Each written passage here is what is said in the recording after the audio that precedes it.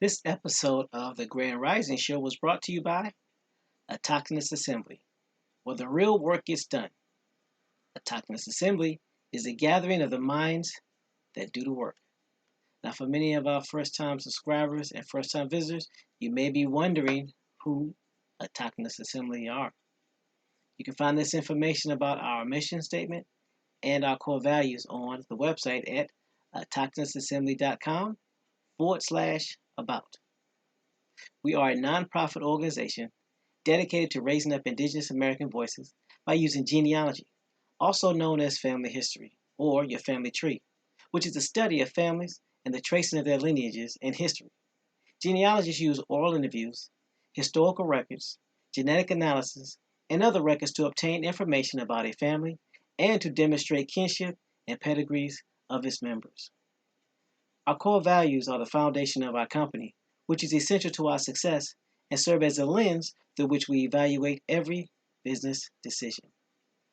Those core values are, but are not limited to, integrity, which is knowing and doing what is right; respect, which is treating others the way you want to be treated; responsibility, which is embracing opportunities to contribute; and servant leadership, which is serving the common good. Now, at Autochthonous Assembly, we have a couple of goals here. And our first goal and foremost of the reason why we do everything that we do is to ensure that we help you do your genealogy and connect back to your tribe and find out where you are from. Everything that we do from the standpoint of the Grand Rising Show and all the information that's posted on the website is dedicated to that one specific purpose, helping you find your genealogy, find your relatives, find your family so that you will know exactly who you are. And if you choose to, tie back into your tribe, whether that tribe is a Native American tribe, an American Indian tribe, whether it's allowing you to determine which house in Africa that you belong to, or what clan of Scandinavia or Europe or France that you belong to.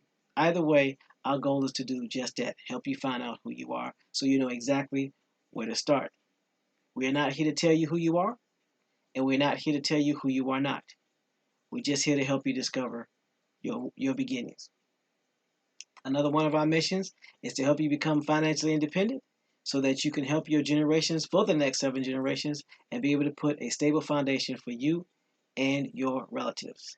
And if you should choose to use this information that we provide free of charge to help not only yourself, but your community and your tribe, then we will do everything in our power to make sure that gets done as well. And remember, our goal here is to make sure that we help you get exposed to this information to put you in the best situation possible. So now what I'm going to do now is return it back over to the panel to see if there was anything I missed, and I will go ahead and get set up so we can get ready and get digging into this information. Panel, take it away.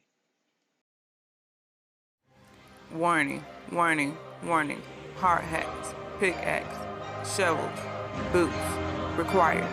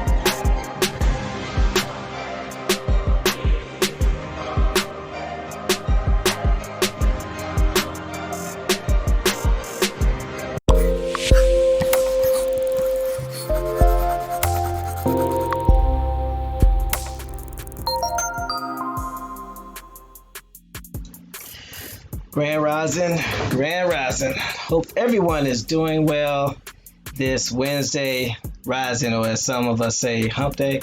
Ain't that what they say? No? Yeah, I guess. It's weird, but yeah. Hump day? I want to say Grand Rising to the panel. What's going on, Bones? What's going on, No Sellout? How y'all doing? What's going on, TMH? Grand Rising to the chat. What's going on, Bones? No complaints, and when you do, nobody listen. Keep it moving. Wow. True. Yeah. See how you just kept moving like that? Yeah. That's how it happened. He did. He did that. He did that. Yeah, he did that. So I want to thank everyone for hanging in there with us. We had technical difficulties. I always try to let everybody know what's going on and why we end up being late. So I had ordered a device that allowed me to add on another screen so we could do permanent screen sharing. But that device took out the audio because it was a USB device. So I have to come up with another mechanism. So it's either have an extra screen and no music and no sound effects, or just do status quo till we come up with another fix. So that's what was taking so long. So. And you don't take away TMH's sound effects. Everybody knows that. Come on, man. I don't care about that. You see how you just put that on there like that, Bones? Don't you put that evil on me, Ricky Bobby. Well, it's a Grand Rising to the audience that's chilling in the background and just listening and using this information for themselves and their community. Grand Rising to the new subscribers. Grand Rising to the best chat ever. Hopefully everyone's doing well. Know. I mean, they know. We gotta get them. We gotta get them a name. Somebody, man. Every rising, we do this, and we always forget the most important person. We need to give a shout out this rising to Keanu Keys. I'm stopping. I was waiting out enough of you. All right, yeah, man, I'm done. Oh man, Keanu Keys. So, with that being said, Grand Rising. He's still holding the laughing. All those in the chat, can y'all do me a favor and give me put a 1 in the chat if y'all can hear myself, No Sellout and Bones? Please. Mic check 1 2 1 2 2 2 1 2. Really? They can hear me. Thank you, Muskogee G. Oak Cliff says Juan.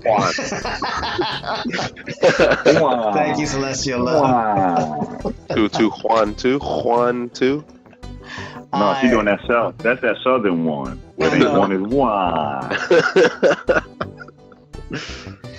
Free says 1 for y'all, 2 for the keyboard of doom. You know what? Y'all gonna stop that mess. Look, nickname over nickname over nickname. I know, right? So let's go ahead and give these shout outs to the chat. Grand Rising Oak Cliff, Grand Rising Copper Chopper, Grand Rising LJ Free, Grand Rising Mr. TJ. You still got that ratchet. Grand Rising Jafrida Gordon, Grand Rising Enrique, Grand Rising Celestial Love, Grand Rising No Sellout, Grand Rising Lady J, Grand Rising Marlon P, Grand Rising Copper Color Queen, of course Grand Rising Cab, Grand Rising Mike Easton. Make sure I don't forget anybody. Grand Rising David Corey. I think I have everybody. Forgive me if I forgot to give you a shout out. If I did, just let me know. We'll make sure we get that taken care of. The big checks in the house. So y'all ready to do this today? Let me go ahead and put the links in the chat. Like we always do, break it on down. We want to start out by, Grand Rising Michael Robinson. We want to go ahead and shout out by sending our thoughts, prayers, and energies to those of the Bahamas and those of the neighboring islands and those of Florida that are dealing with this storm. That cannot be forgotten. So, Shout out goes out to y'all. Hopefully everyone's doing well and recovering. Shout out Macadon 1. Mic check. Yeah, we got you. Michael Robinson asks, I believe y'all have, but did we go through Michael Moulton in the Revolutionary War? I'm not sure we did that. Michael Moulton. That name doesn't sound familiar. Not the individual, but a lot of the individuals we'll be bringing back up. We just did like a broad base over it. Mm-hmm. That's like how we doing with the islands now and bringing out the most important pieces.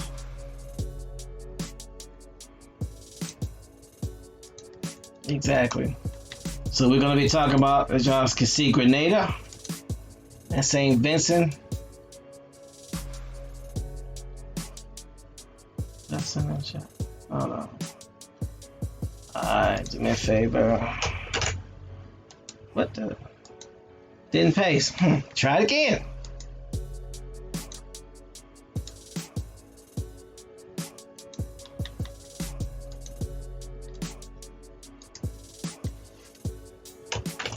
Now we did cover Michael Bolton, the jazz musician, right?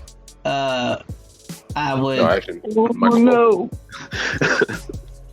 I couldn't. I wouldn't. No, we didn't. No, we didn't. Okay, just making sure. No, it's American history. I didn't. Is he from? Okay. Is it Huguenot? Okay. Go there. You know, I'm not quite sure. I really am not.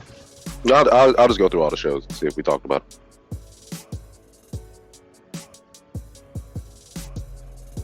Alright, so the first link is about Grenada, and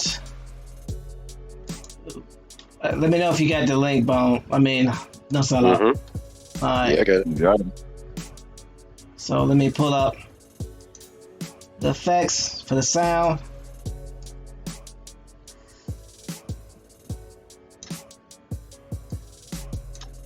So let's go ahead and punch this clock.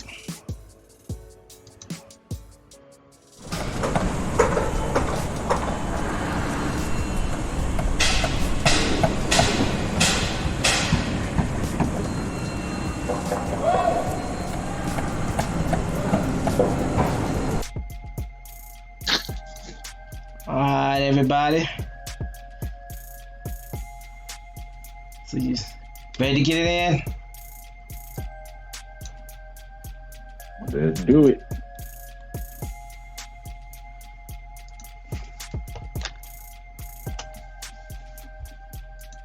So yeah, you can start with Grenada. No sell out.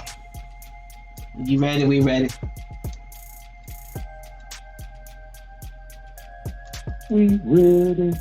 We ready. 2 shakes. What's it? You said 2 shakes. What?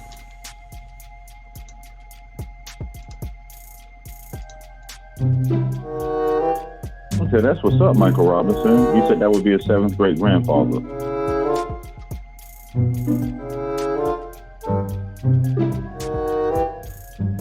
Now I shouldn't have made my Michael Bolton comment. I knew it was somebody. I already knew it. I knew it. I just, yeah. Did you find the link?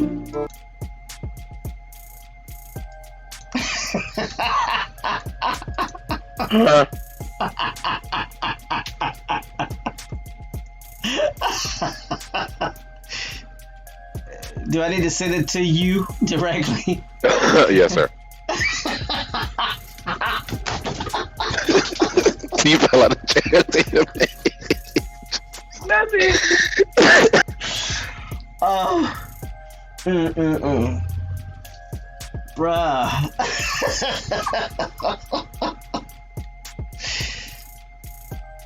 This is gonna be an interesting post-production meeting. Let me see. My phone is off, so I can put it in the chat, the back chat. Will you be able to get it from there? Yes, I will. Okay.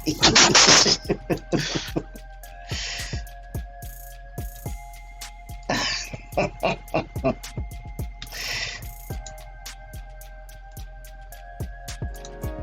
right, there it is. All I know the chat probably like, why is he picking on No Sellout? It's more like I'm picking on TMA, actually.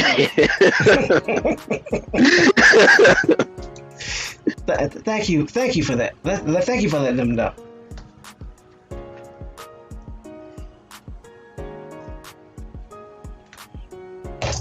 Macadam One, what it do? So we're covering the island of Grenada, and we're gonna also be talking about Saint Vincent.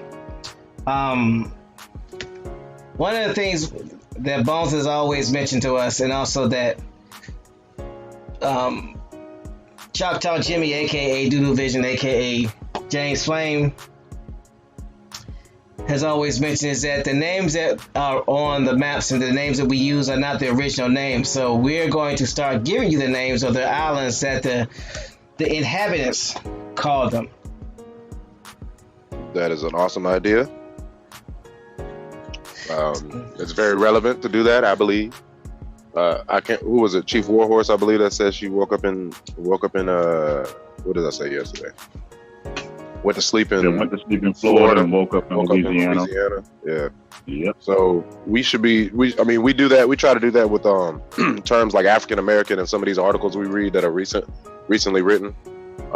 So yeah, we should definitely be, and everybody in the chat and anybody listening or that goes through any information, when you study and research yourself, stop letting the author of the article or the book or whatever it is, just think about the time that it was written and know what the terms were. I mean, everybody in the chat is smart enough to know that some of these terms are hijacked or trying to spell a narrative or, portray a certain narrative by using those terms. So, and then in some cases, people don't want to be confusing the reader, so they use modern terms, and I don't think that's right even. Like, don't make me go research more when you use the old terms. So yeah, that's my 2 cents. Doodle Vision says went to bed Flow Rider and woke up Kodak Black. Kodak Black.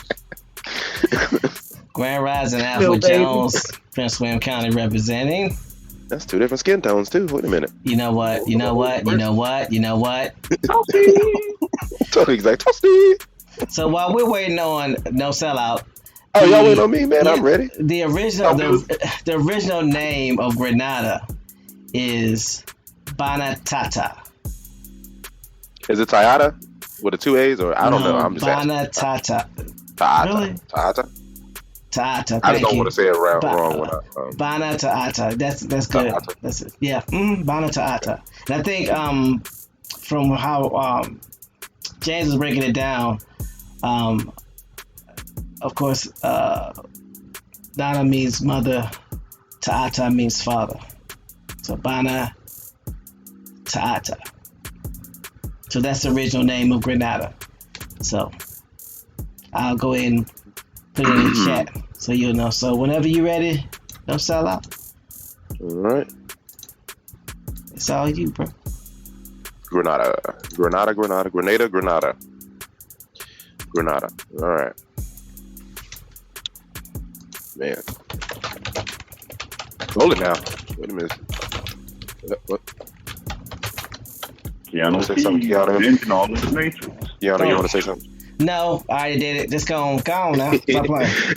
Grenada is a sovereign state in the West Indies. Everybody click that link. Scroll up if you didn't. Grenada is a sovereign state in the West Indies in the Caribbean Sea at the southern end of the Grenadines island chain. Grenada consists of the island of Grenada itself, plus 6 smaller islands which lie to the north of the main island. It is located northwest of Trinidad and Tobago, northeast of Venezuela, and southwest of Saint Vincent and the Grenadines. Its size is 348.5 square kilometers, or 134.6 square miles, and it had an estimated population of 112,200 in July 2018. Its capital is St. George's. Grenada is also known as the island of spice due to its production. Stop for a second, because that's important. Stop for a second. Okay. I got you. As of 2018, the population was what? 112,200. So the population is not that big, right? No, 112,200 as of July 2018. Right. Okay, so that lets you know that it's a small island, and this is basically as of last year, almost a year ago. So, Yep. all right, so they start talking about how they imported so many people over here, and they weren't Africans. Then you gonna know something. So, Yeah. I just wanted to highlight that. Thank you, sir. No problem. Grenada is also known as the quote-unquote island of spice due to its production of nutmeg and mace crops, of which it is one of the world's largest exporters. The national bird of Grenada is the critically endangered Grenada dove. Critically endangered. Before the arrival of Europeans in the Americas, Grenada was inhabited by the indigenous Arawaks and later by island Caribs. So we have a request. We have a request that we pronounce it correctly. I am told from the chat that it's pronounced *Grenada*. So that's my fault. I used to pronounce it Grenada all the time, and now that I'm reading it out loud, I don't know why I switched it. Thank you. All right, thank you very much. So I like Grenada. Yeah, and the Grenada, it makes sense anyway. Grenadines. Mm-hmm. Go ahead. Okay, thank you. I actually want to start all over, but I'm not. So let me start with that sentence. Grenada is also known as the quote-unquote island of spice due to its production of nutmeg and mace crops, of which it is one of the world's largest exporters. The national bird of Grenada is the critically endangered Grenada dove. Thank you, Lady J. Before the arrival of Europeans in the Americas, Grenada was inhabited by the indigenous Arawaks and later by the island Caribs. Christopher Columbus sighted Grenada in 1498 during his third voyage to the Americas. Although it was deemed the property of the King of Spain, there are no records to suggest the Spanish ever landed or settled on the island. Following several unsuccessful attempts by Europeans to colonize the island due to resistance from the island Caribs, French settlement and colonization began in 1650 and continued for the next century. On 10 February 17, What was that? That colonized the island? French settlement and colonization began in 1650. Say it one more again. French settlement and colonization began in 1650 and continued for the next century. Okay. On 10 February 1763, Grenada was ceded to the British under the Treaty of Paris. British rule continued until 1974, except for a period of French rule between 1779 and 1783. It's like it's both ours, just keep it down in my house. What is that about? From 1958 to 1962, Grenada was part of the Federation of the West Indies, a short-lived federation of British West Indian colonies. On 3 March 1967, Grenada was granted full autonomy over its internal affairs as an associated state. Independence was granted on 7 February 1974 without breaking formal ties with the Commonwealth under the leadership of Eric Gairy, who became the first Prime Minister of Grenada with Queen Elizabeth as head of state. In March 1979, the Marxist-Leninist New Jewel Movement overthrew Gary's government in a popular bloodless coup d'etat and established the People's Revolutionary Government, PRG, headed by Maurice Bishop as Prime Minister. Bishop was later executed by... Stop. Please, stop. No more. Really, this is what we're doing. So, check this out. There was a bloodless coup d'etat. That's number one. And then, if you go back up where you read, they were granted full autonomy over its internal affairs as an associated state. First of all, does anybody know what associated state? Because I don't. So let me look it up. Yeah, me never heard of that. He said, "Me never heard of that." Me don't know. No, never. So an associated state, I put it in the link in the chat.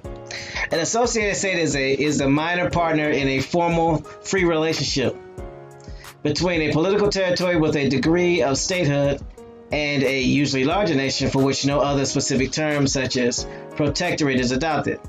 The details of such free association are contained in the United Nations General Assembly Resolution 1541, 15 Principle 6, a compact of free association or associated statehood act, and are specific to the countries involved.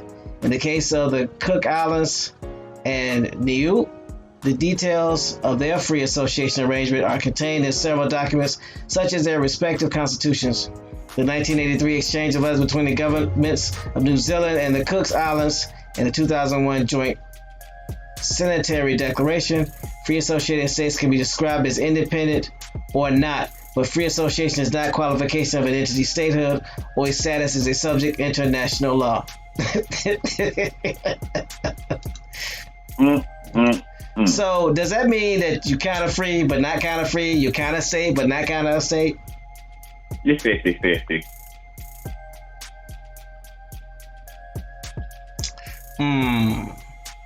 Under the jurisdiction of the larger body. That's all that states. You'll be under the jurisdiction of the larger body. Yeah, you free. You free. You're free-ish. Exactly. For you free-ish. Yeah, something like free-ish. So I don't have to keep throwing these quotes around. Oh yeah. And look, of course, LJ Free. Of course, LJ Free will put kind of free. It's not free.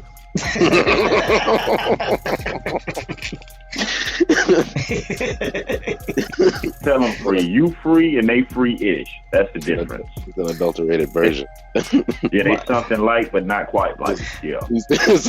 Mike Easter says it's like you are half of a state. Yeah, sort of. You have state-like hood. Look, y'all are red. Now, what half of the state are you, though? That's the thing. Are you the half of the state that's collecting? Or are you the half of the state that's paying? Look, like I said, yes. Y'all are red and they Debo. And then it says independence was granted on 7 February 1974 without breaking formal ties with the Commonwealth under the leadership of Eric Gary, who became the first prime minister with Queen Elizabeth as head of state. So it don't seem like that changed. That's Debo. Until 1979, when the Marxist-Leninist New Jew movement. That sounds like a daggone singing group. I was about to sing. I'm like, yeah. Well, they try to be Frankenstein. Oh, yeah. That ain't, y'all can't do that. Y'all can't do that. Like 1,000 names. How many groups is in this group? One night only. Is this a group that did this group break up and form Annie Lennox and Eurythmics?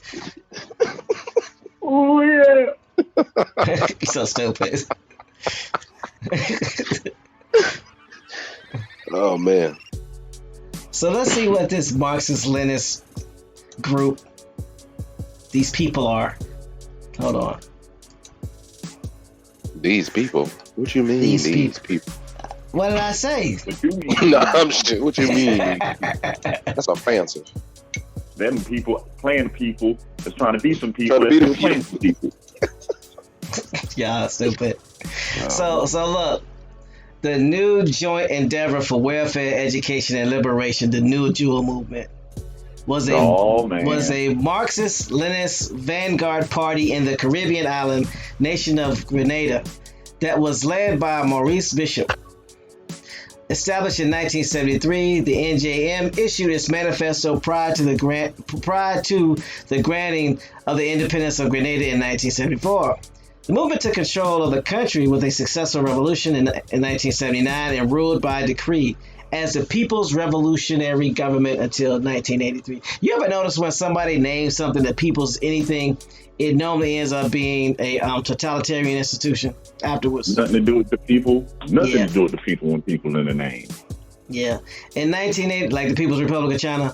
Anyway, that sounds like a setup to me. I mean, is that what it is? Every time the people's involved is not really the people. That's a false flag. You better just open your eyes then. Only by title. Come on now.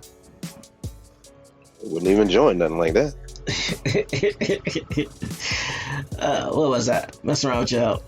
It says in 1983, its leader Maurice Bishop was killed by parliamentarians affiliated with hardliners in his own party. This led to the military government, which was deposed by the U.S. military in 1983 invasion. Did y'all hear that? Mm-hmm. Soviets had a base out there. So the U.S. deposed.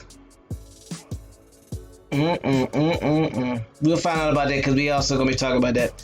The U.S. deposed the government was opposed by the U.S. military. They had an invasion in 1983.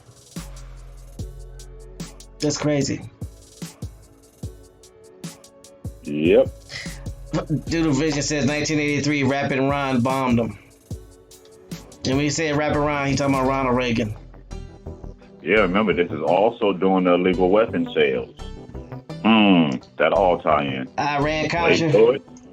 Oh, yep. Man, Ali North. Gotta remember, Grenada at this time is on the side with Cuba, North Korea, Russia. And do y'all remember how, and this is just an interesting side note, y'all remember how all this stuff happened, right? Because it was, like Doodle Vision said, the Iran-Contra scan. Do y'all remember what Ronald Reagan was before he was a politician? An actor. And y'all remember when he was getting investigated, what disease did they say he contracted? I can't remember. Alzheimer's. You so stupid. He contracted Alzheimer's. What does Alzheimer's do? I can't remember. I got that can't remember. Now, I'm not saying he didn't contract it. I'm just saying it was minor convenient that when he did contract it. That's all I'm saying. He had that selective contraction. That's what that is. I select contracted right now. I remember my birthday, but what just happened? Now? See, I don't even know what I'm doing right now. Get out the women's locker room, sir. Sir. Once the question stops, I selectively remember. Let's get it back on track to Grenada. Oh man, I'm trying to sing this Ollie North song. No singing about no Ollie North, South, East, or West. Sin, not sing.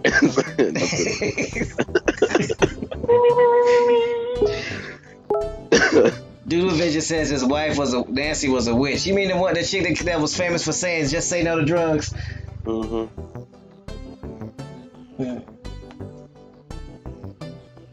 That's her. So you know where we at? That's all out. Oh, what?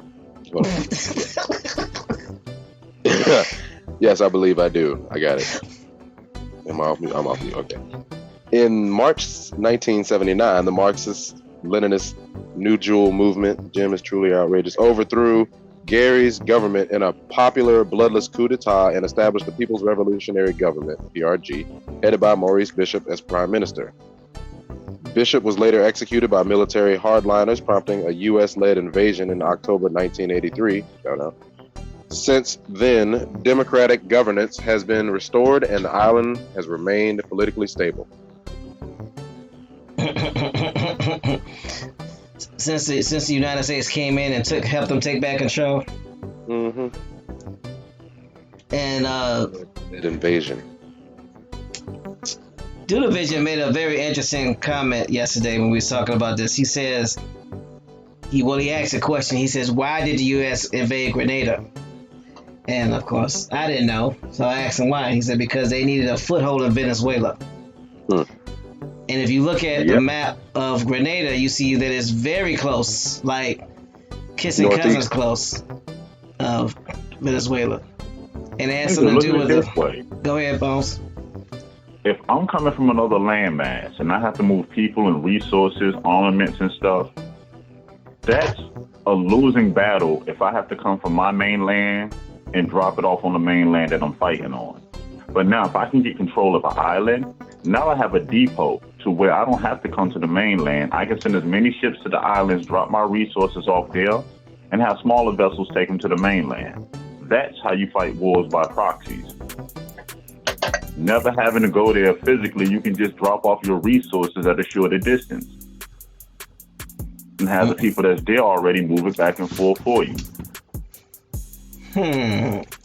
That's very intriguing. Mike USA.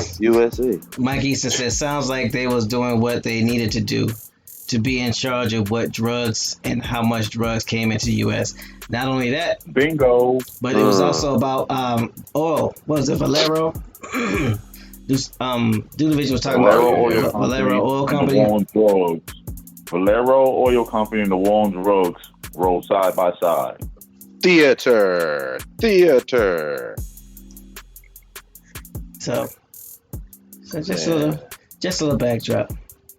Remember what they told you they were doing in the 80s? They were going over there burning up all the fields and everything. So if they burnt up all the fields in the 80s, how was they still growing stuff? Division says Venezuela equals Valero. Yeah. Is that the original name of Venezuela, or is that the name they just gave it?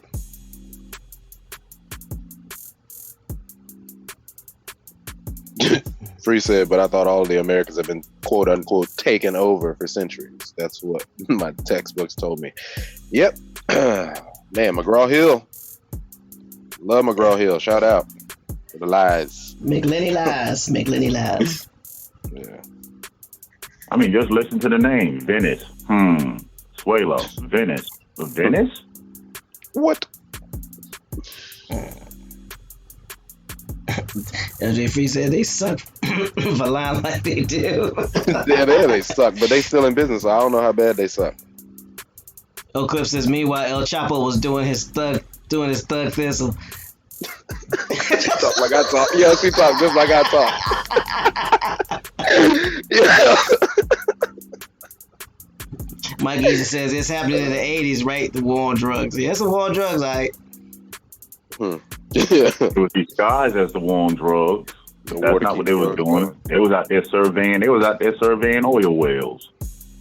Division says, you down with OPP? Opium. Yeah, you know me. Who opium is that? Other people's poppies. Hey man, what happened when you find oil but people living on the land? Gotta go. You need some type of reason to draft up to move them. That's a very good point there, sir.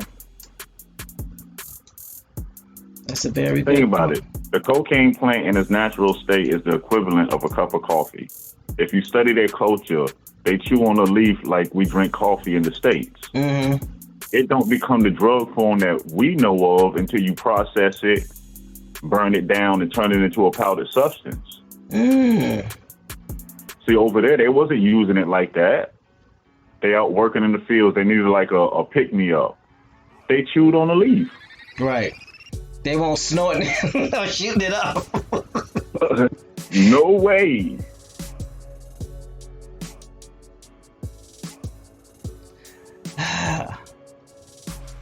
So, let's get to, are you able to read the etymology, sir?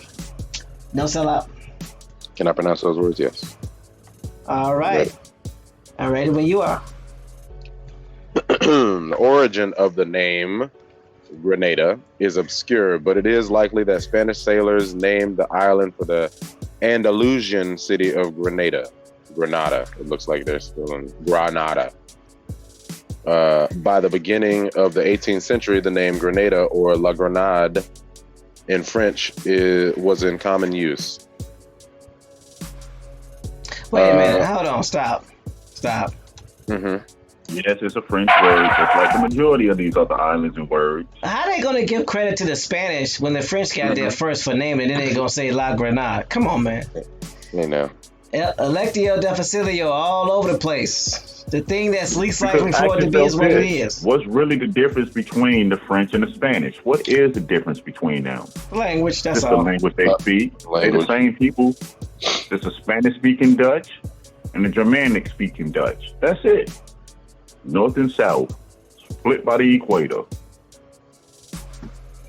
Yeah, I mean, you got a point.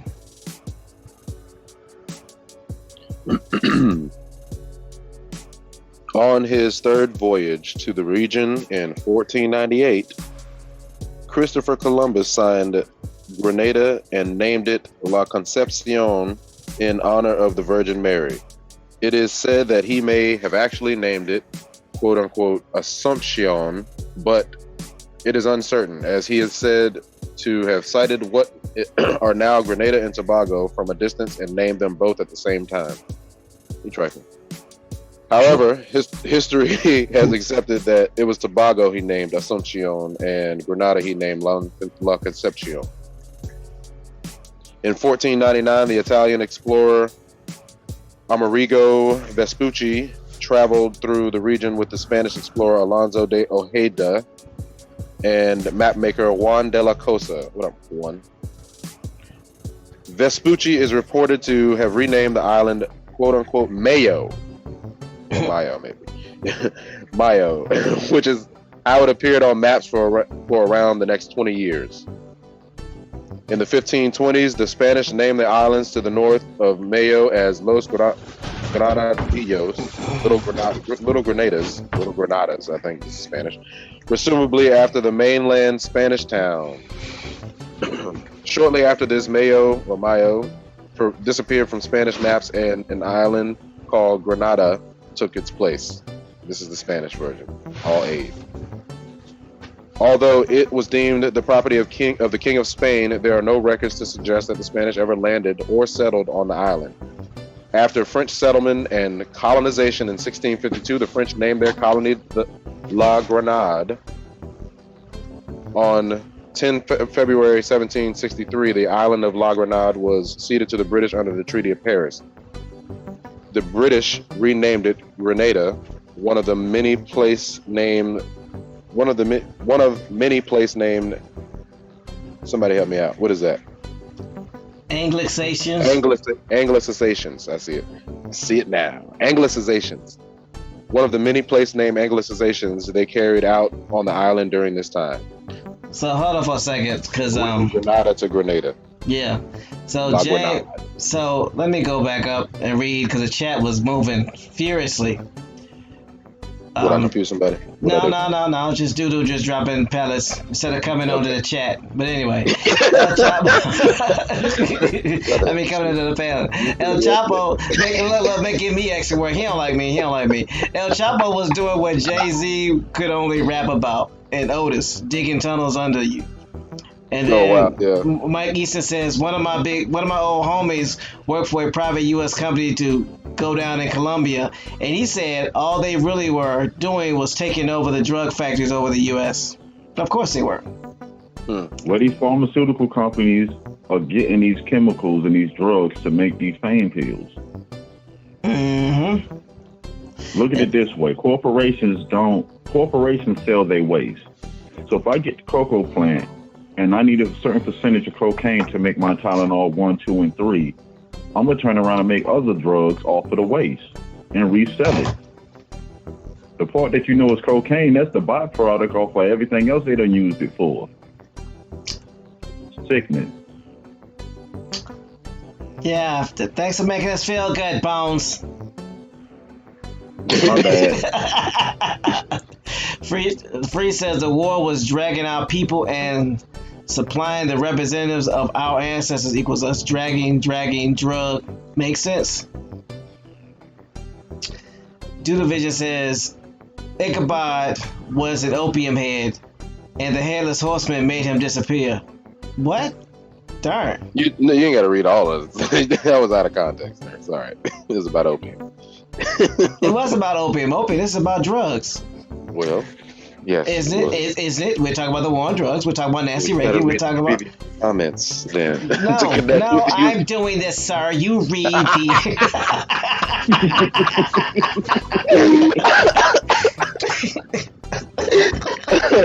That's why I'm typing about you in the chat.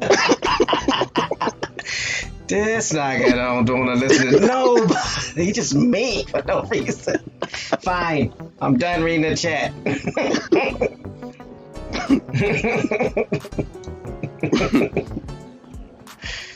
Oh man, what's going on, Iron Flying Squirrel, and everybody else in the chat? Grand Rising Danielle, Grand Rising Iron Flying Squirrel. Grand Rising Danielle, peace. Hey, TMH, I didn't know you was cool with Johnny Depp. Yeah, he is. Let's see, where was I at? Really? This is what we doing?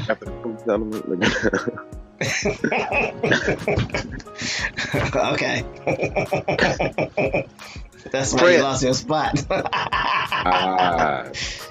I found it. History, right? We on history. Yes, pre-colonial history. Pre-colonial. All right. You want to drop that link again for everybody? Yes. The grenade. Let's do this. Drop the grenade. Yeah, I think everybody probably lost where you posted that in the chat at. The chat is moving. Peace, Danielle. So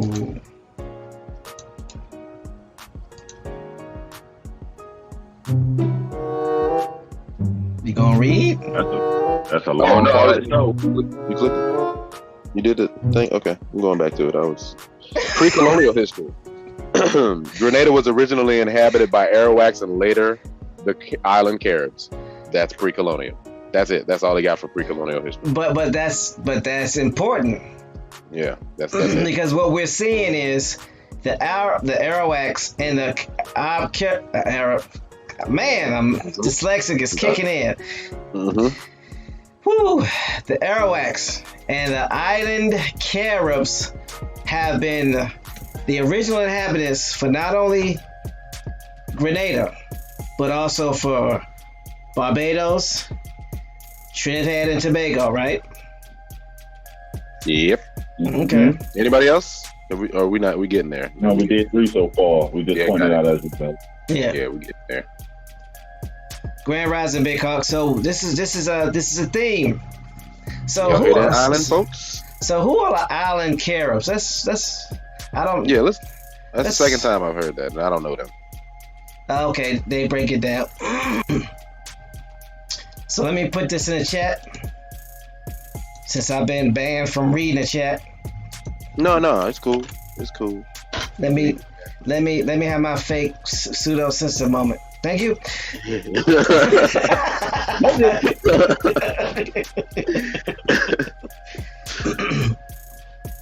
Island Caribs, also known as the Kalinago, or simply Caribs, are an indigenous people of the Lesser Antilles in the Caribbean. They have descended from the mainland Caribs, Kalina, of South America. Say that again, please. One more time, please. What? What? I said. Back then, they did. They have descended from the mainland Caribs, Kalina, of South America. The men spoke a Carib pidgin language of Carina origins. Now would be a perfect time for our resident Indian, Choctaw, to, drop some pellets on these people. But anyway, I digress. It's a nice little picture they got of the Carib family by John Gabriel Stedman, 1818. 1818?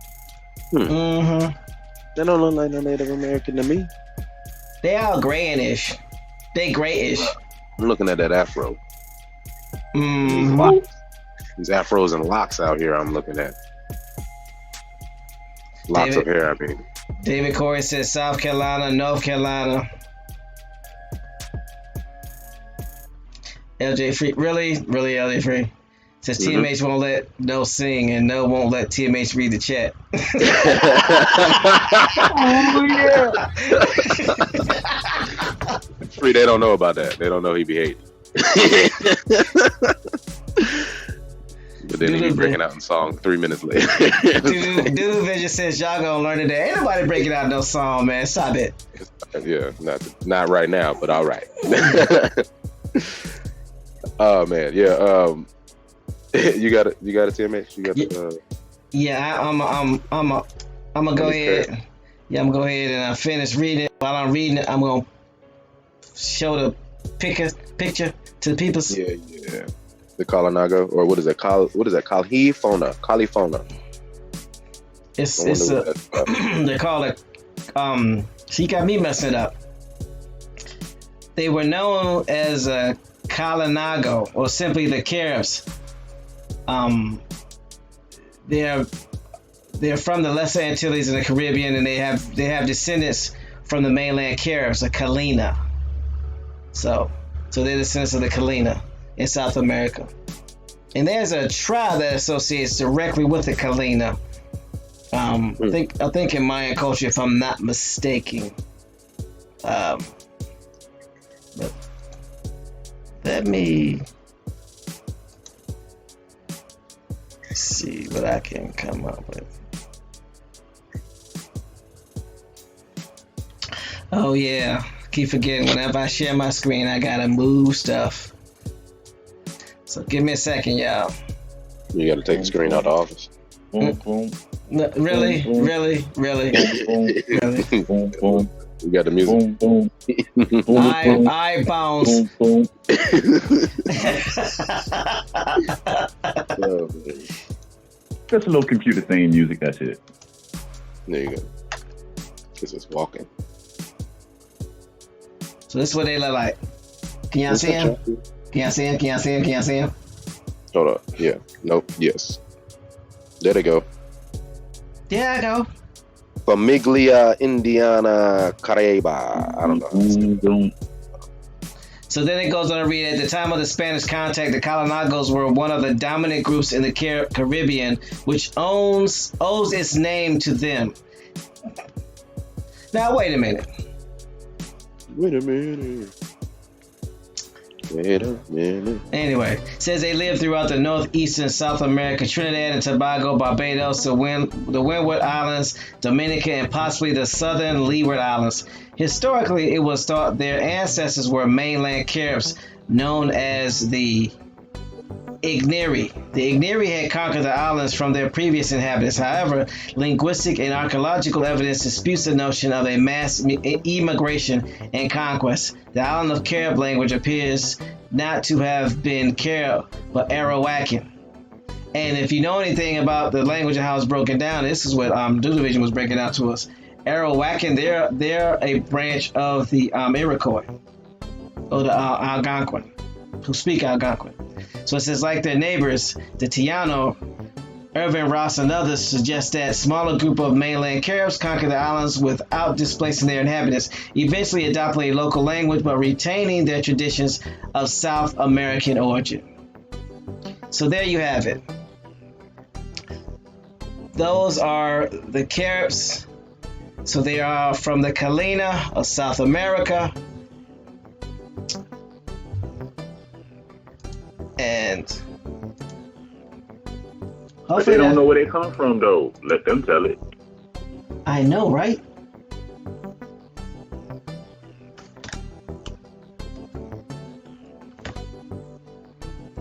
That's just treacherous. It's treacherous, I say.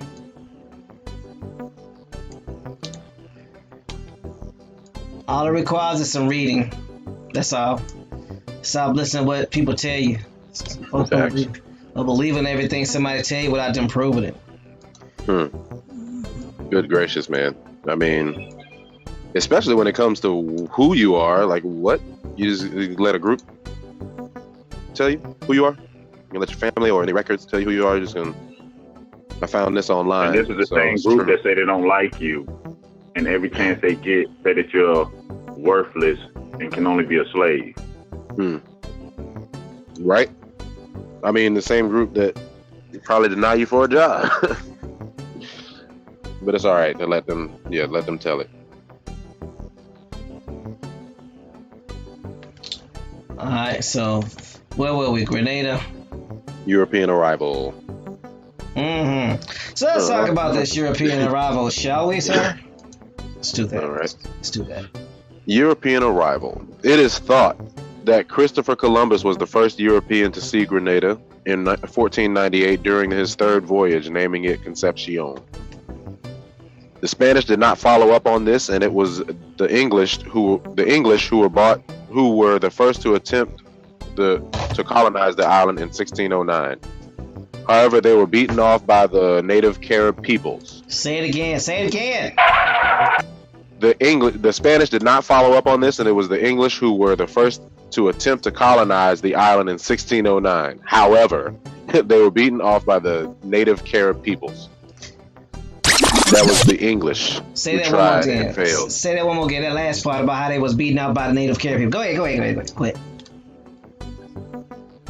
The Spanish did not follow up on this, and it was the English who were the first to attempt to colonize the island in 1609. However, they were beaten off by the native Carib peoples.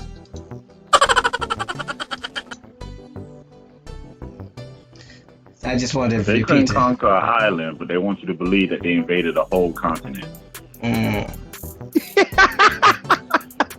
Doodle Vision says, beaten That's a off big equals fish story. defeated.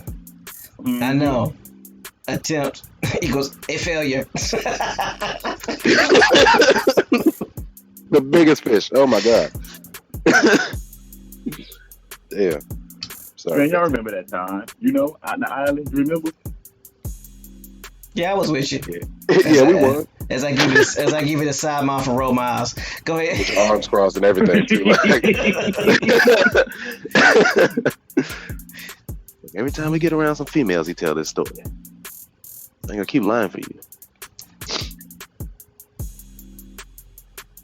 Oak Cliff says, I got no reading like a Hebrew Israelite. I did read, I did. Read. Oh, Cliff, I can assure you, we are not on a street corner anywhere pounding the pavement. Nah, we're not. I said read. Leviticus 1:3, read. I don't know any Bible scriptures. I don't know if that exists actually. By screaming that, no. I'm ready. That was hilarious. Oh, Cliff, I appreciate that visual. That gave me a visual. Best chat ever. Read, I say read. We can't let these people on the street interrupt us. Oh man. Whew. Where was I at? Okay, we're in the French colony. French. All right. France. In 1649, a French expedition of 203 men from Martinique, led by Jacques Diel du Parquet, founded a permanent settlement in Grenada. The French signed a peace treaty with the Carib chief, Carouane, but within months, conflict broke out between the two communities. He signed a peace treaty with the chief. Chief Carouane. Let's see who this chief is. They got him highlighted. Hold on. Let's see. What did you say? It sounds like my nickname, Carouane. Carouane, is that right? Am I looking at it? Carouane. Don't. I've already been accused of having you sound like a Hebrew Israelite. What you carrying Wayne for? Carouane, maybe. I don't know. You got it, TMH. Chief Carouane.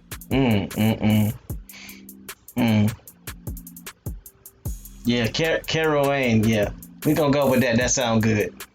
Free said y'all owe her some OT. Oh man, it didn't get the couch this time, did it?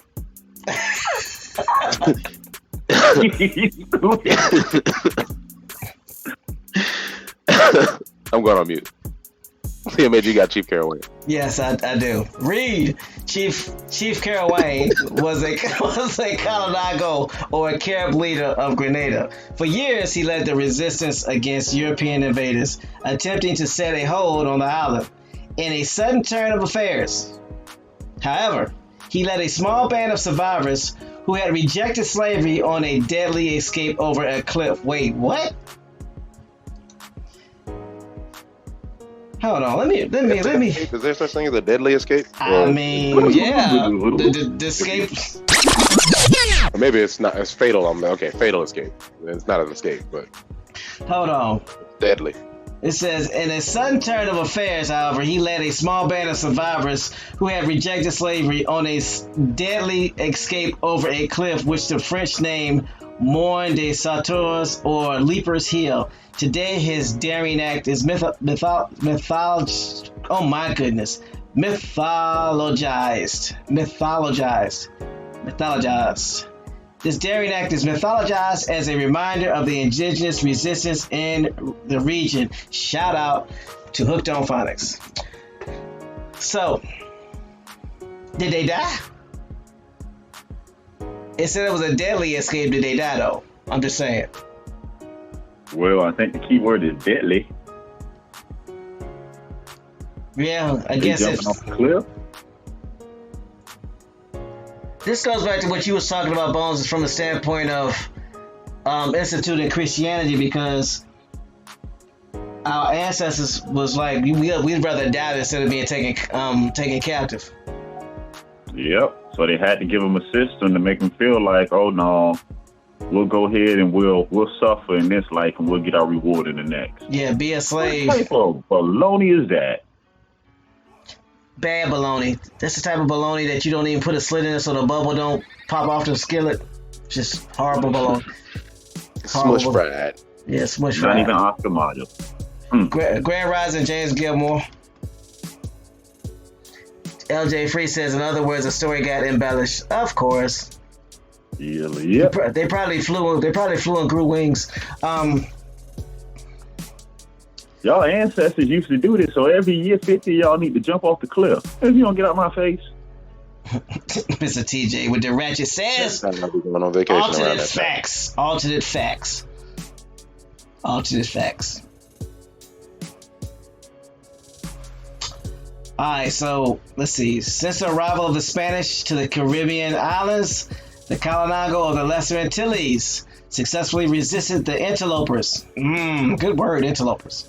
They kept the Iberians at bay in Puerto Rico, out of the island to the south. The Spanish declined. Hold up. Who they kept at bay? Hold on, let me get sound effects. You say hold up. Okay. They kept the Iberians? Hold on, way over here? Iberians? It says they kept the Iberians at bay in Puerto Rico and out of the islands of the south. That's what they said. So the Iberians were over here trying to invade as well, huh?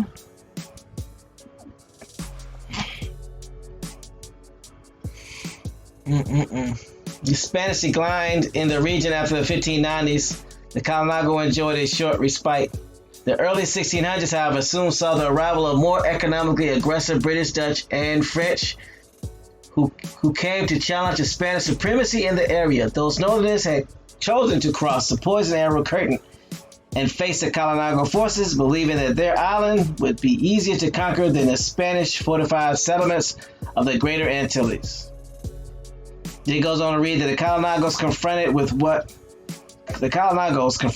was now a war of retreat, recognized their communities for a protracted conflict, and chose even smaller islands which they could defend more effectively.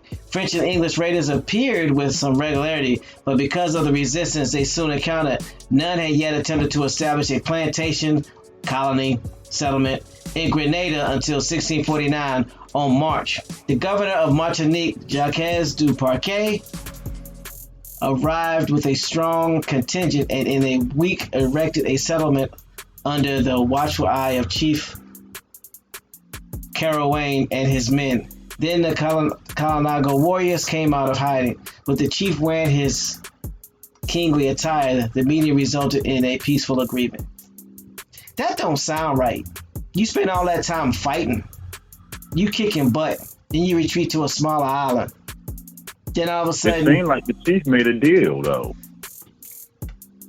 Who did? Because he the one who signed the peace treaty.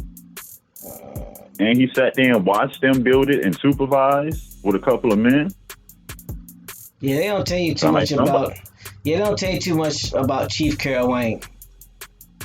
They don't tell you about his. The way this sound like somebody's pockets got lined in his deal. Also sounds like Daddy might be from Europe. Yeah, he could be an implant because they did tell you that they implanted leadership there. That's normally how it goes. Drop some people off, come back 100 years later, whole new set of people. Okay. So that was Chief Carouane.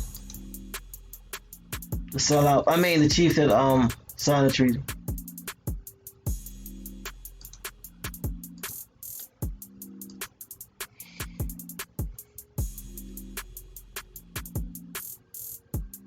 So where are we at? That was a French colony.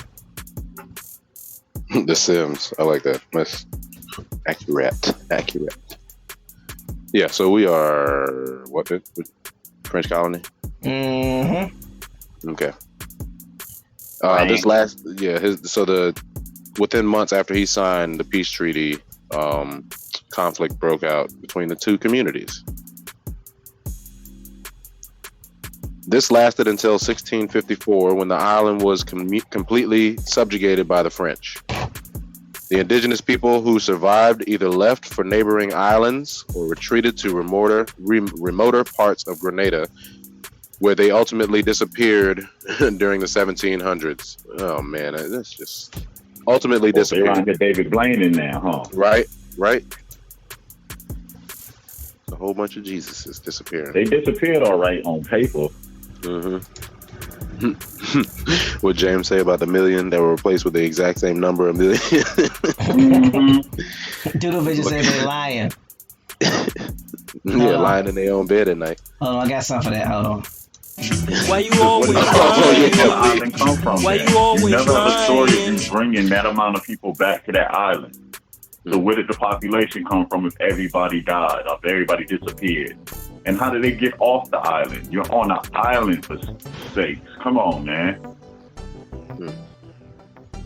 What are you gonna do? Kill me?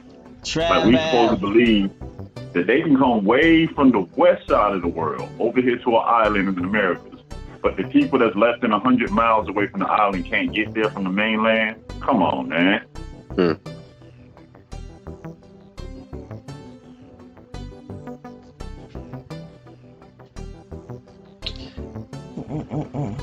You want to talk about the invasion?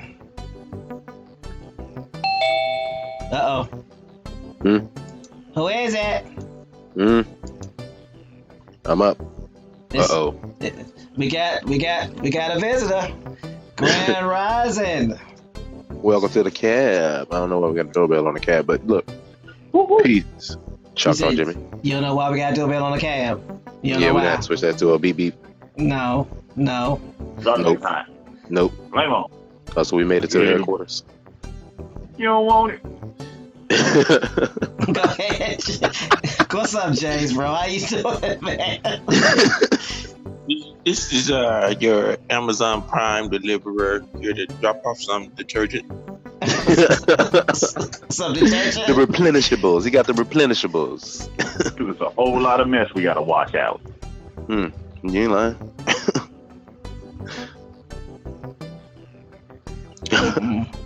When you read about the treaty, it was more like you know how you get that knock on the door in the middle of the night by a family member, and they sitting there with all everybody, all the kids, from the oldest to the baby that's in the arms, and they're storming outside. They be like, "We's got nowhere to go."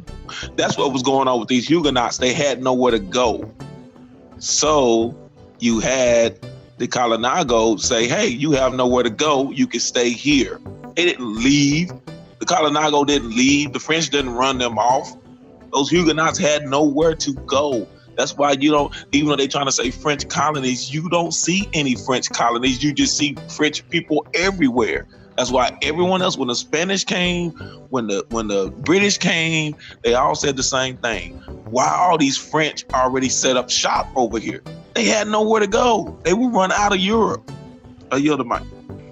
So that's all you got to do is actually study the records, and you'll come to find out that the French had influence over here way before any other European. Whether they came in the form as Vikings, Arcadians, the Huguenots.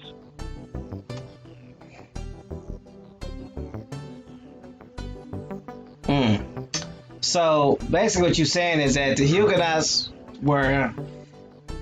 they gave the puppy dog eyes, gave the sad story, like that episode of what was it? Jeez, I'm bad with TV references. What was it? The Freemans, when the Katrina episode, when that family came down from Louisiana and said they was only gonna be staying a couple of days, they ended up staying a couple of months. Yeah, you talking about Curb Your Enthusiasm and Boondocks. Yeah. Till we get our FEMA check. Was that Cedric the Entertainer playing the dad? Yeah. Oh man. So that's what the Huguenots did. We ain't gonna be here long. Yep. Yeah. Anybody? Yeah, you can go check that out. That's actually a good reference to what happened. What had happened was Katrina. Because if you overthrow somebody, the first thing you're going to do is get rid of their customs. And you'll find out all throughout the Caribbean, all of them kept their culture. That's why I said from no matter where you go, to South America, to the Caribbean, to Mesoamerica, to the United States, to Canada, you're still going to find Carnival. You're still going to find the Day of the Dead. You're going to find all these other customs and cultures. Well, I say get back to voodoo as people start being scared of it and is realizing it's paying homage to our ancestors that have transitioned. Why are they able to keep their cultures in all these countries? But they were overthrown by these so-called Europeans. Nah. Come on, son. There was something else that we read too that was very, very interesting. We read about the Iberians being fought back off the island of Puerto Rico and Grenada, right? Grenada. The point is that you have to remember now, these are another set of melanated people. These are the same Iberians that were ruling Spain.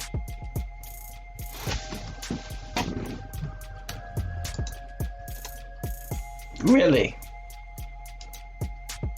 Who was ruling Spain?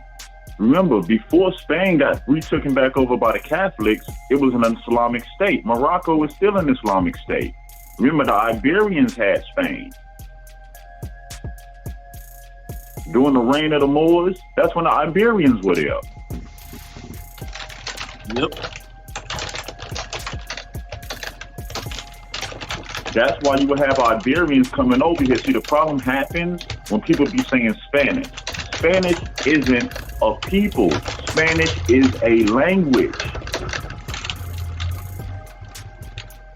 These titles kind of confuse the story and history when you look back at it. It's making you think there's different sets of people and this and that, when it's really a couple of sets of people doing business as DBAs.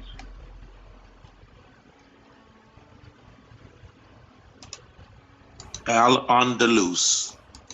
So what happened to the Iberians that were coming over here, or the ones that was over here when they lost Spain? They couldn't go back to Spain.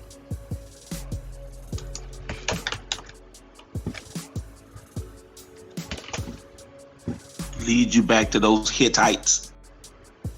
Miss Ike.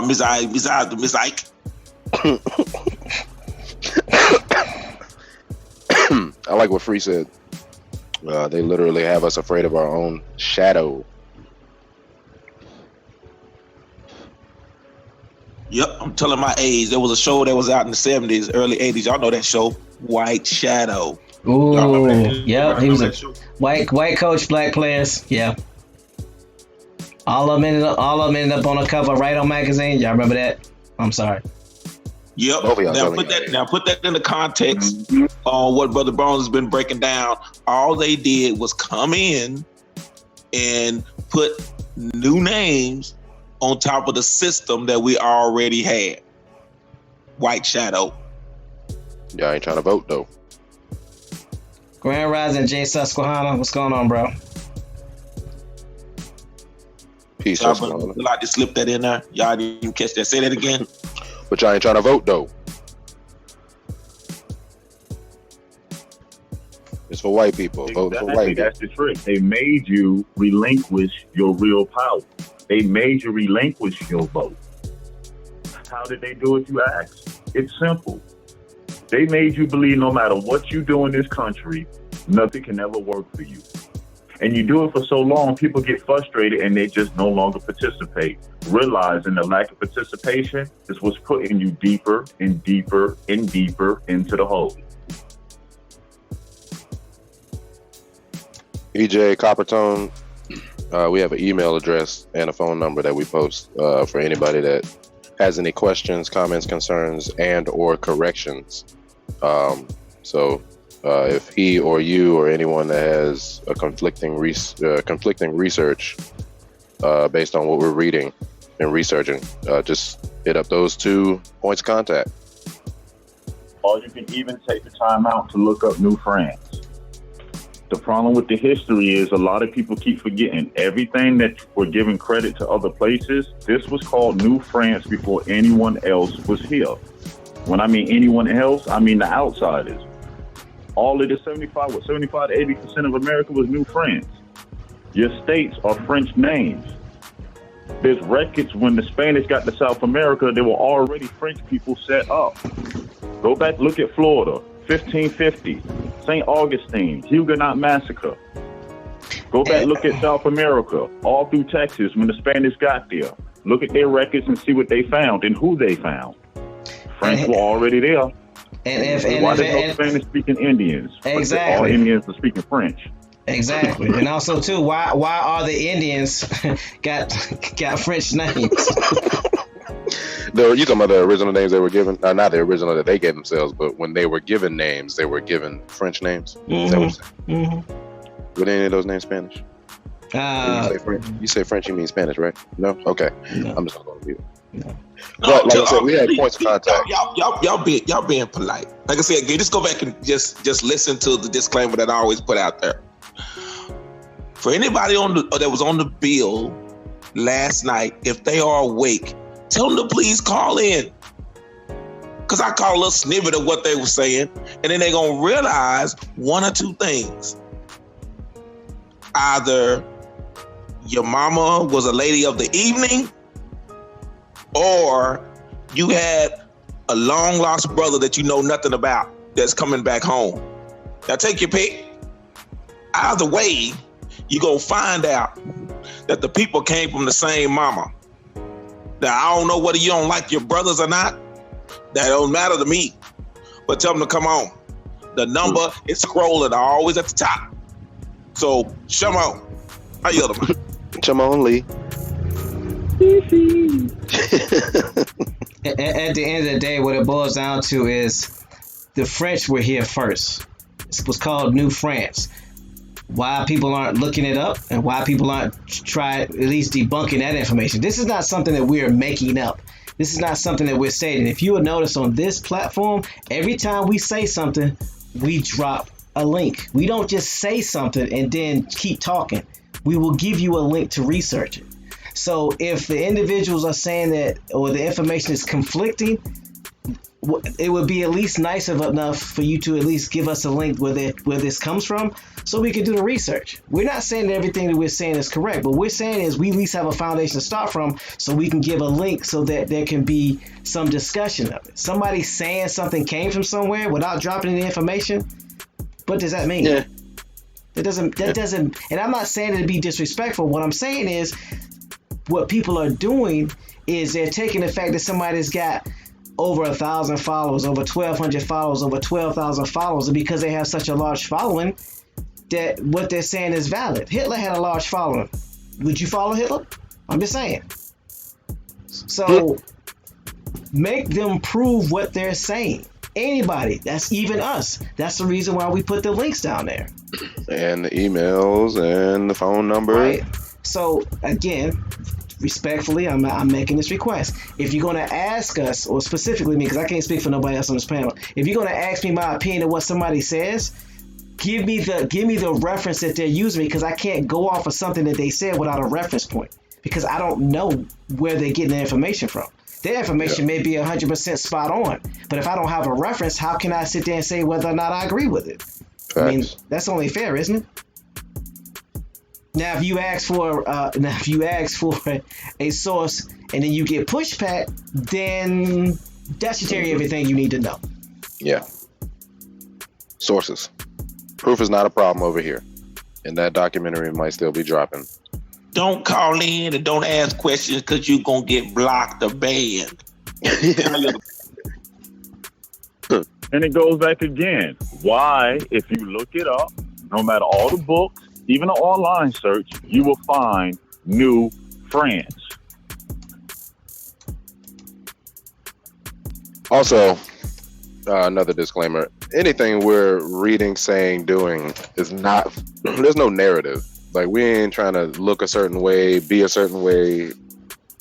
You know what I'm saying? Like, we can own up to anything that our ancestors have done in the past and whatever. I just don't. I mean, there's no narrative. So what's the point in? I don't know.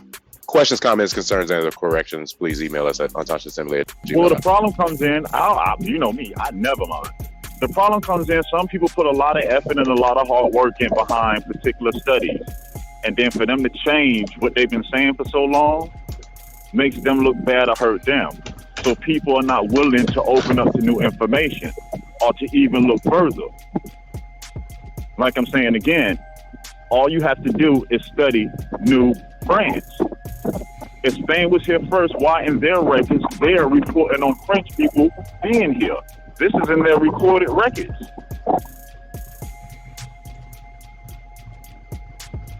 Why were the Spanish given orders to hunt the Huguenots down that were already over here set up living amongst Indians?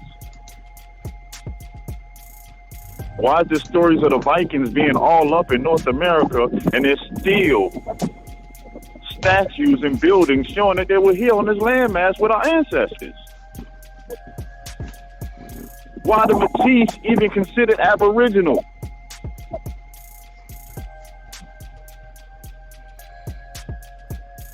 I'll give you one better. For those that keep talking and keep saying, oh, they don't know what they're talking about, but then they turn around in the same breath and say, I got white people in my family.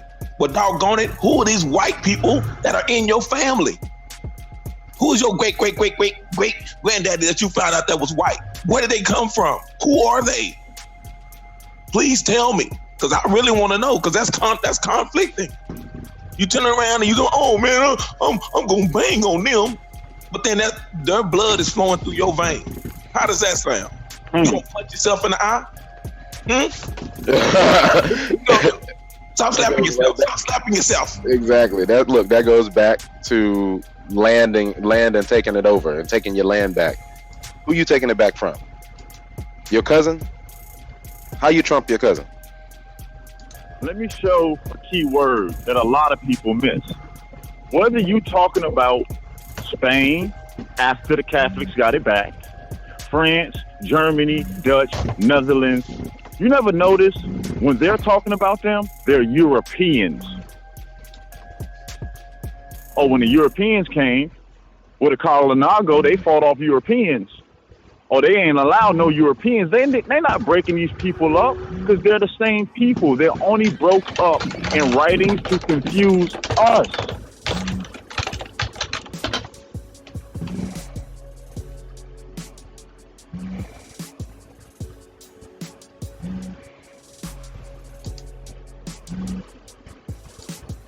I mean, so hopefully that helps. Again, proof is not a problem, but with anything that we say, I didn't drop like 3 links.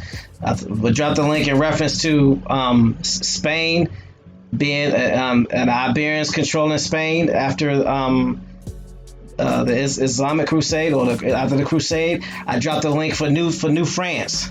So again, we're going to provide links, so that's not a problem. The question that I need to ask is, if what's being said on other shows is conflicting, have them produce the source so we can take a look at it. That's all I'm saying. I'm not saying that they're wrong and we're right. What I'm saying is produce the source. That way we can go over it and look at it. We might be wrong, but we won't know until we know what the source is. Facts. I'm saying they're wrong. Put it in well then. Never mind what TMH just said. Wrong, and wrong again. Yep. Well, what Charlie Murphy say? Wrong. Y'all call me mean. Good grief. Challenge them. I dare you to challenge them. And make sure your peoples is there, because you might get embarrassed. Moving on. And afterwards, we're going to serve you pancakes. Oh, man. Okay. I have a question. How many Spanish colonies were ever put on the so-called North American land? How many? I'll wait. How many Spanish colonies were set up here? Not South America, North America. How many? I'll look. That's easy to find.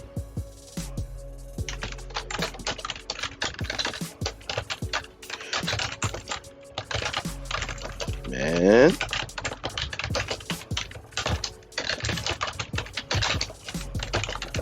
Y'all know Keanu Keys in the building. We don't play that. Keanu Keys is already ready. You ain't even had to say nothing to him.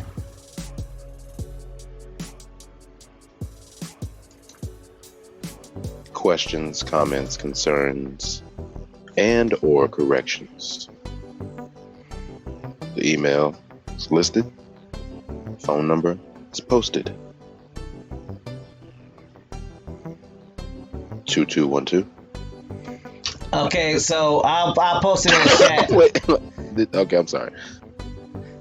Okay, so it says, I'm saying Spanish colonization of the Americas. It says the overseas expansion under the crown of the Castile was initiated under the royal authority and first accomplished by the Spanish conquistadors. The Americas were incorporated into the Spanish Empire with the exception of Brazil, Canada, the eastern United States, and several other small countries in the South America and the Caribbean. So, what colonies? What does Spain have again? I'm sorry. You got to read that one more time. It says the overseas expansion under Crown of Castile was initiated under the royal authority and first accomplished by the Spanish conquistadors. Americas were incorporated into the Spanish Empire with the exception of Brazil, Canada, the eastern United States, and several other small countries in the South America and the Caribbean. And if you go look at the map during the time that they're talking about, which is beginning in 1492, which is the second paragraph, and I am posting a link so that it can be looked at and discussed for further review. So I can't be accused of making up stuff, or as we say, moosing. Did they have the West Coast? Is that what you're saying? The West Coast was owned by the French. New France, look it up. That's what I'm New saying. France had what we call the USA, or the US was New France. There's no way around that. So, all of the South American, Ain't North Oregon French? Yeah. The word Oregon, the state Oregon, ain't that a French word? It's French, man. It's French, all right? Words that people think are Spanish are either French, and most of the Spanish words are Arabic. Y'all From play the too much. Iberian influence. Come on, man. Somebody wrong. So, y'all. What is it called? What is it called when you borrow words from another language? Now I'm gonna put it in the chat for you. It's gonna put all his to bed. So what is it called? When you Anglicizing or bastardizing? I don't know. What is it called? But it's called lingua franca. Yeah. All that for a reason. And if you study Spanish, you will find out the majority of your Spanish words come from Arabic words. So it's not lingua spanca, is what you're saying? Lingua spanka, really? Lingua spanca? Okay, it's not. All right. Franchi. Oakland. All right. Y'all stupid. Okay, with y'all. Oh man, that was damn near perfect. Man.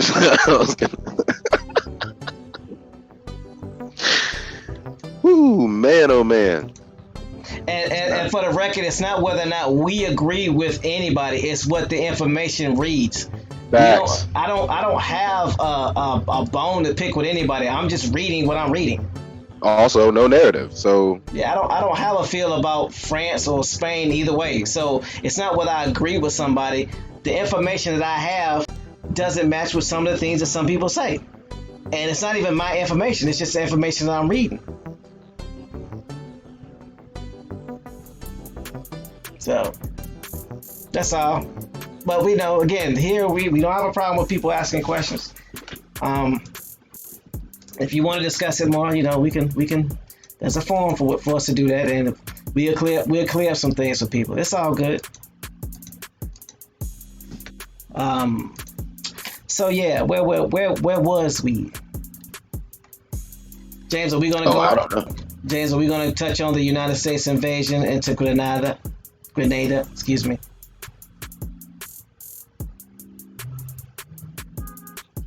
We can, but what would you prefer?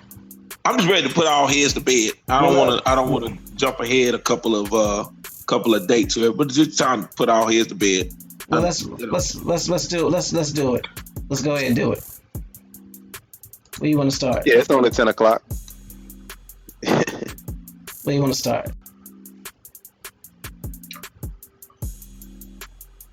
Just wanted to, discuss why. Well, you touched on why it took place, along with the oil and the drugs. But I would advise anyone too to also watch the movie Colombiana, and you'll get a better understanding.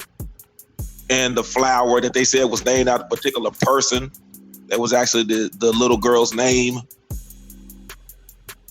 of Catalina, and you'll find out what that actually means. It wasn't named after some guy. Oh, no, his name was Cattell or whatever his name was. That flower was named after him. You'll find out that is from a line of flowers that we call the morning glory. That only there are a series of flowers that bloom at night. And that's where this comes from, and that's where it gets back even to the Carolinas, as we were talking about. They keep telling us we know who we are through elements of nature.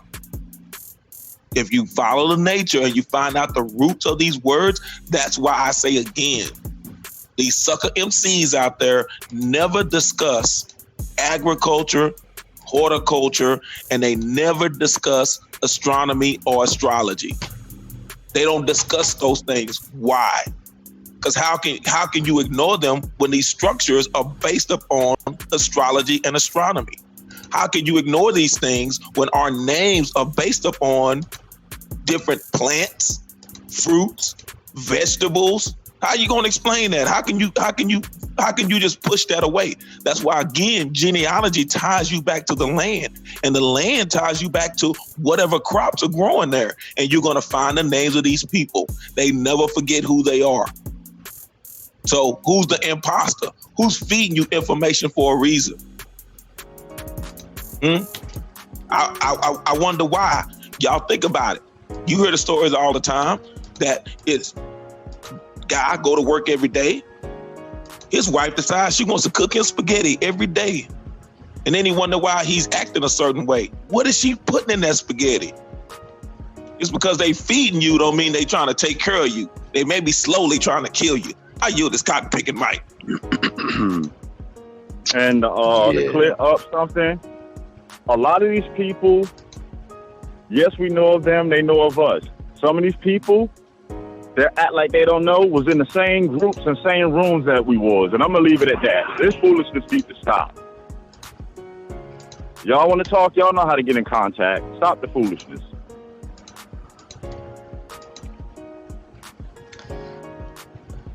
So, James, let me ask you this question. What do you say when people make the assertion that no one knew the original names of our ancestors? No one knew who we were called, and we weren't called Indians. What do you say about that? That's a good discussion to have, man. Oh, I'll give you a prime example since we're on the islands and getting into South America. Find me the origin of Andes or Andes. Find me the origin of that region and those mountains. And it ends there. Find the origin of Guinea, and don't come to my your people in it was your people in West Africa. No, because they were using this terminology long before that. Lady Frida put it in the chat yesterday. That's why I said it's good. This is what our educators we call a teachable moment. And you have to reteach you because you failed the test because you don't study. I could always tell which students studied in the class and which ones didn't. So now this is a teachable moment. When you get to Guinea, again, Guinea is still the G and the H and the I are interchangeable. You're gonna find that out. For example, if you see the comedian / actor George Lopez, but when he goes back home into Mexico, they would call him Jorge. Have y'all heard of the baseball player Jorge Posada? Yeah. But it's spelled with a J. So you're going to find out that these guineas or hennies, which leads you back to the gin, and I Dream of Jeannie. Y'all remember that show? Major Nelson in Florida. Why were they in Florida? Y'all gonna figure it out one day. Hollywood. Where did the gin come from? Man, can we get off at 10, please? I don't want to do this no more. Oh, we just getting started, ain't we? Oh, man. No, we can wrap it up. I'm sorry, but I just want to. No, I ain't gonna do that. Do not listen. I can do this as big as a list. And Do not listen to no sellout. Look at gin. Look up gin. DJINN, and look up Genie and Genius.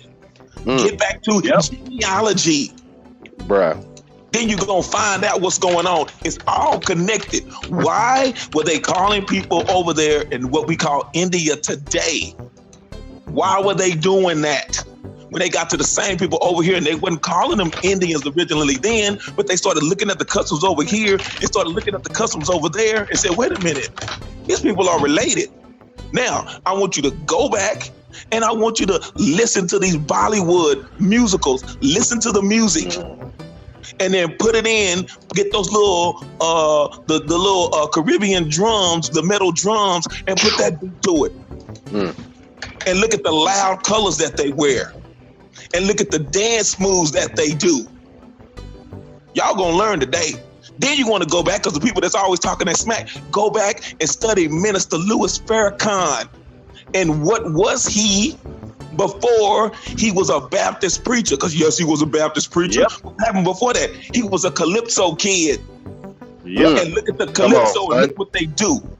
He played the violin, but they would take the violin and they would put it on their waist and pluck it like a ukulele. Now, go back and listen to They Like Come and Me Wanna Go Home. Huh? Bruh. Now go back and listen and listen to that music, and then listen to Bollywood.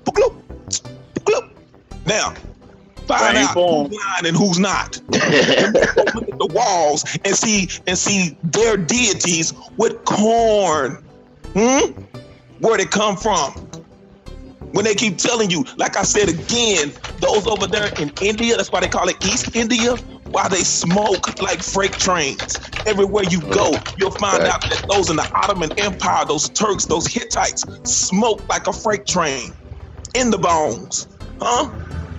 You call them peace pipes. They call them bones. They call them hookers. Go to the hooker lounge and sit out and chill with some folks and let me know what you get. See how they keep tricking you?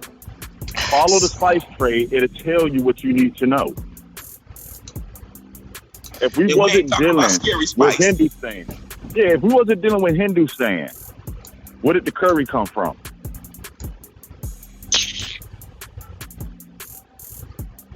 Where did the Hindustani curry come from? Okay, for those that like to show pictures and share pictures, here you go. A bunch of pictures of Indians, Hindu Indians with deities with corn. What's this? And you're killing them, son. And then you're going to go back to Samaria and you're going to see who? What they call Anunnaki. He's got a bucket of water and a pine cone. Now tell me where pine cones come from. See, we need these discussions. We need to have these discussions. Because we can go deeper than Atlantis. I yield the mic. I'm sorry. At the same time that they were coming over here colonizing, they were colonizing Hindustan at the same time. It wasn't, no, they did here first, then here, then here. No, they did all this at the same time. They took a lot of our ancestors off of this landmass and put them in Hindustan and Australia.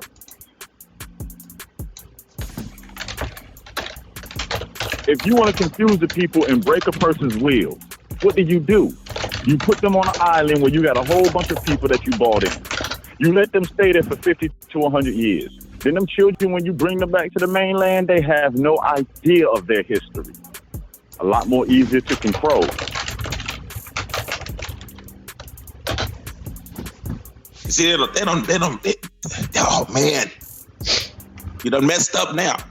I like to do what's that on Menace Society? Oh, you know you done messed up now. You know you done messed up. There you see. I went in and I went to the store and I got, but then I left. Then your DNA was all over the bottle. But then I saw, but then I dropped it and then I wasn't there. So again, the number goes across the top. Brother No Sellout, put it in the chat, and I'm glad Brother Bones said it. Because all of those that are, oh no, they can't, and they don't wanna, and they all started out. We were all in the same think tank. So whoever is the spy that's under a new name, go and ask them why the majority of us are blocked from their information, and no one has ever stopped any of them to come on the channel, even when they dropping, splitting verbs and dropping all kinds of profane words, and knowing this is a kids friendly, so they can actually go back and listen to these lessons and take it to other people in their class and stop. So they keep trying to say, "Oh, you was a slave and you were brought over here and you were slave such and such, John Boy, the slave." So still. Even though we're trying to tell them, like, hey, can you filter that down a little bit? You can do that on your program. And then you're going to still try to go. And here's what gets me is you listen 5 days a week here. And then you tell on yourself, because when you go live on the weekends, you trying to skirt around and discuss everything that we discuss 5 days. We've given you 15 hours worth of information. Come on, son. I'm tired of the game. I'm not playing anymore. I'm like too short. I ain't tripping no more. I'm out the mic.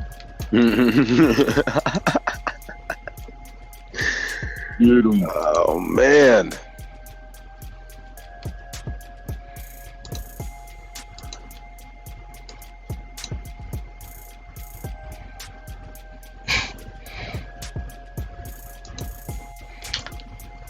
Any more questions in the chat? I'm sorry. I just feel like Major Pain today. Who's the number now?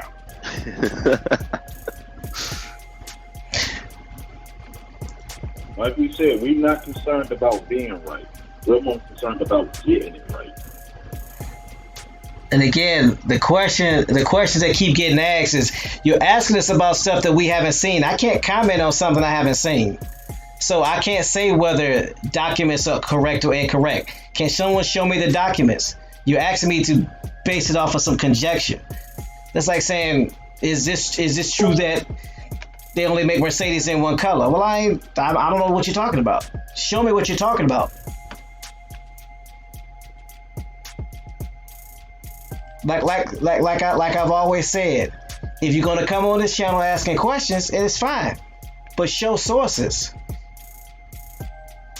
It's unfair to ask a question and we don't know what you're talking about, because what that does is that puts me at an unfair advantage. You want me to speak on something I've never seen, and I'm not going to do that. Now, when I make a statement, I'm going to drop a link.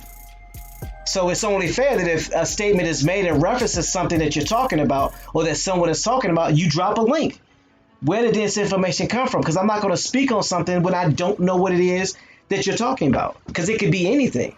It could be something I can agree with. It could be something that debunks what we're talking about. But if we can't see it, how am I talking about it? That doesn't make any sense to me. Am I missing something? I glanced in the chat and I see where it's coming out. I don't know whether this person a male or female because I just see the initials. But when they ask, so all the documents that the Spanish have written is nonsense. I'm paraphrasing here. Mm-hmm. So are you going back again and let's talk about the earliest, the first Spanish documents. Bingo. When they keep talking about, again, everywhere they went, they saw people that looked like us and those Huguenots already set up, saying that they were blended in, they were accepted, they had cities of refuge for these Huguenots. So are those Spanish lying? Can I go back again to the Spanish writers where they talk about, when they got to the islands, particularly Puerto Rico and Cuba, and then they came to Florida, they kept talking about the women and how beautiful they were and how how their fragrance just drove them wild, saying how much they couldn't resist. Those documents, we're gonna talk about that. Can we talk about that? Can we talk about how they were discovering all of these roads and buildings, all these things that already existed, and that we were not living in huts? Are we gonna talk about that information? Is that what we're talking about? Those Spanish documents? Everywhere they went, the Portuguese and the Spanish talk about these French settlements, but they really wasn't settlements. They settlements as far as they were there, but they were not French colonies. But they were here. So we're gonna talk about those are the documents you're talking about. You know what the problem is, Brother James, is that when people talk about the Spanish, there's two different groups of Spanish. The Spanish at the time of the 1300s, when John Wycliffe rewritten the Bible and they ran these French from out of France. This is 1100 between 1300. At this time, Spain was ruled by Iberians, Muslims. This is a different set of Spaniards at this time. These are two different groups of people. All you got to do is study their history. Yep. They didn't have Spain at the time. They didn't get Spain. They didn't get Spain back to a little before 1492. They got Spain back. And that was given to them. Like I say, contrary to popular belief, they did not run Moors out of Spain, which would be your Ottoman Empire. Go back and look again about the Ottoman Empire. There is no way they ran them out. They conceded that land. And so when you had those Turks that lived over there, aka Hittites, aka Arabs, and they said, okay, our empire no longer controls that area. So where were the people going to go? You had one or two options. You had to go deeper and start going east into Asia, or get on ships and come back home where your people originally came from. But like I said, I'm waiting to drop this bomb mañana that we could do it. And you're going to figure out. That's why I said again, they don't follow, as Brother Bone said, the spice trail. They don't follow the Amber Road. They don't do it. Why do you think, again, Christopher Columbus, who was not lost, again, because he had more navigators, why did he think that he was in Asia, in India? Because he kept coming across the same spices. Again, how did those spices get to India? Please tell me how that got to India. And don't tell me the English, because the English, the British were the Johnny-come-latelys. The English wasn't doing dum-dum-ditty until the 1700s. And that's mid to late 1700s. They didn't get their act together. Hold on, James. Hold on, Bones. Before you drop that link by that individual, we have an email from that individual that says we're not to show any of their information. So please don't put that link in that chat. If you want, we can show you the email. No, that's fine. No, I actually said that it was okay, but I forgot about that. But please do not put that link in there, because we were told explicitly, and we have the email, that we're not to show any of the information on this channel. So please don't do that. Now, you may want to ask them why they said that. Yeah. Or send them over. You can get them the number if you want to. I mean. But that's the thing I'm saying. These individuals know who we are. We all have each other contact. Y'all, please stop letting people gas y'all up to do their dirty work. Please, relatives, don't allow nobody to do that to you. But if you're trying to learn, and you heard something last night that's conflicting with your, what you're trying to learn, then I can understand that. But we're just we'll give you the sources and the information so you can see for yourself. Like I said, proof is not a problem over here. And the simple question to clarify all this up: if the Moors and Iberians got ran out of Spain, why in 2019 Morocco is still an Islamic state? I'll wait. Oh, and I'll give you one better. We did that a couple of days ago. Explain to me why the colonies in Britain was paying a tariff to the Ottoman Empire, aka the Turks. to get over here. So talk about the Barbary Treaty. When was the Barbary Treaty? When was it signed? Why were those pirates of the Caribou kicking those Europeans behind? Why couldn't they do anything? So explain to me why you're paying a tariff to a people that they got kicked out of somewhere and wasn't controlling dumb Diddy, which is going to lead you to World War I, and it's going to lead you to World War II, and why they are still fighting to this day. Then you're going to understand why Turkey couldn't be a part of the European Union. It goes back that far. This goes back millennia. This is nothing new. Don't let them fool you. Same reason why I-80 can never be a part of the African Union. So Bones, make sure you send him the email that was sent by Cormel, so don't nobody think we lying. Yeah, no problem. You must well say his name. You must well say his name. Now it's gonna get flagged. Oh yeah, we're gonna get flagged. You're gonna get flagged. Oh man, this whole show gonna get knocked down. Y'all better record it on your own individual devices. I said send the email. I'm not saying post it in the email. Send it to the individual that's got the man's name. That's a brand, bro. Come on, man. You said his name. I didn't say nobody's name. 4 more times he might show up. Now, come on. Flag on the play. Flag on the play. I ain't even got no whistle. Hold on. Who name did I say? I ain't said nobody's name. Okay. Hey. Well, listen. I'll clean it up. Listen. Okay, yeah, let's clean that part up.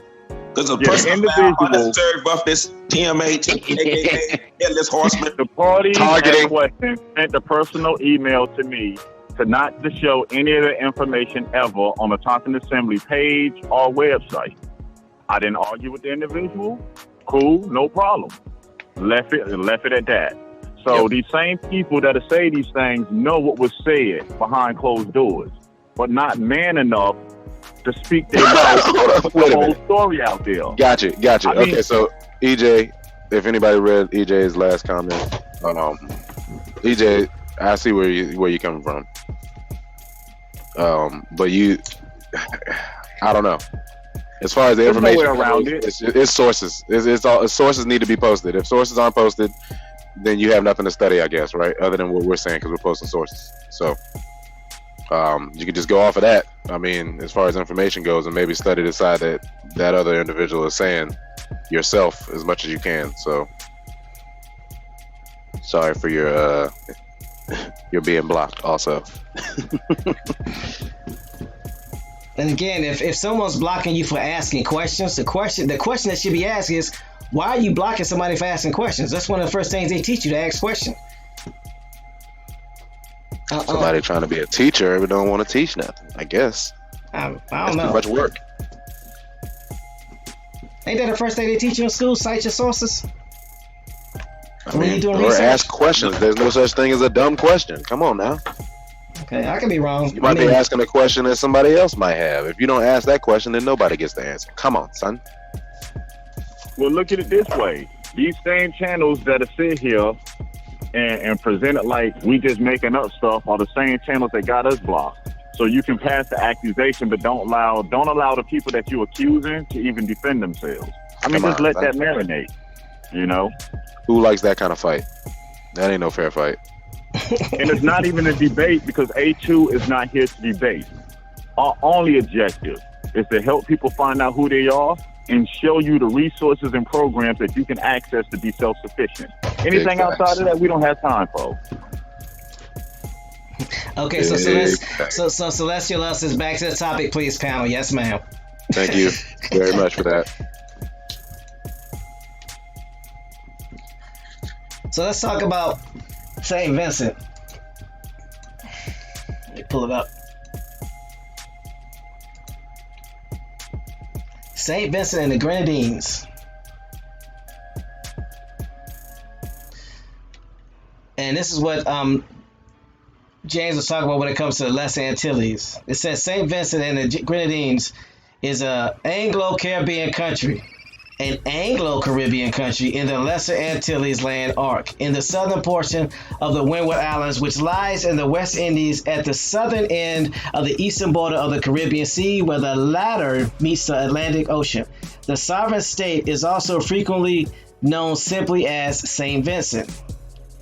It says it is a 389 kilometer or 150 square miles territory consisting of the main island of Saint Vincent and the northern 2/3 of the Grenadines, a chain of 32 smaller islands. Some of the Grenadines are inhabited. Baquia, Mustique, Union Island, Canoan, Palm Island, Mayro, Young Island, whilst others are not. Tobago Cays, Petit Saint Vincent, Belize, Betawia, Cartre, Petit Mustique, Savane, and Petit Nevis. Most of Saint Vincent and Grenadines lies within the Hurricane Island. Now, James, are these words French? He started up again. La la, oui oui. Stunt, Vincent, oui oui. Oui oui. No, I'm asking because he speaks French. I don't, so I don't know. I'm just asking. You still gonna get back to your romantic languages. Split off again. So I want the Saint, the Saint Vincent. All these French names that you keep finding all over the place. And the question was asked, and I gotta put this out, I'm sorry, because when I saw it now, I didn't know it was your male or female, EJ, because now I don't know, and like Dave Chappelle, we're in the age of that alphabet. And so I didn't know, because of the T's and the B's and all that. So I want to make sure. But now I know you are a male, and I'm glad. So EJ, please pick up your phone on the request line. Question for you. Let me ask you a question for you, EJ. When you said about all this was the same being Arabic, we mentioned earlier, el, al, la, all of that. Same family. Same romantic family, aroma, sweet smell, all of that is the same. All of your romantic languages, including your Romans or Italy, Italia, Italiano, because we keep forgetting that Christopher Colombo was Italian. So how was he communicating with folks in Portugal and in Spain? All the same language family. Romantic languages, which you're going to find dealing with Latino, all of the same. What were the people called? Also, another group of people called in Puerto Rico. What were the people called? They were called Arawak, right? They were also called Carib and Taino, Latino. Y'all gonna find out today why and this is what keeps us separated is the languages, but everything that is south of the Mason-Dixie line is Latin land. Why is that? Yep. Now the Greek reads differently, but it's pronounced. You dealing with, Catalina. Here we come again with that word. Catalina language is Ladino. So when you listen to Greek, when you listen to it, don't look at the writing. Listen to the language. It's Ladino, which it as Paleo-Hebrew. The language from across the waters. Don't get caught up in the religious context. Hebrew just means the people from across the water.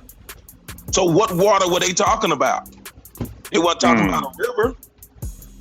I yield the mic. And ask yourself this. Fine cuisine supposedly comes from who, y'all? The French. Supposedly come from who, y'all?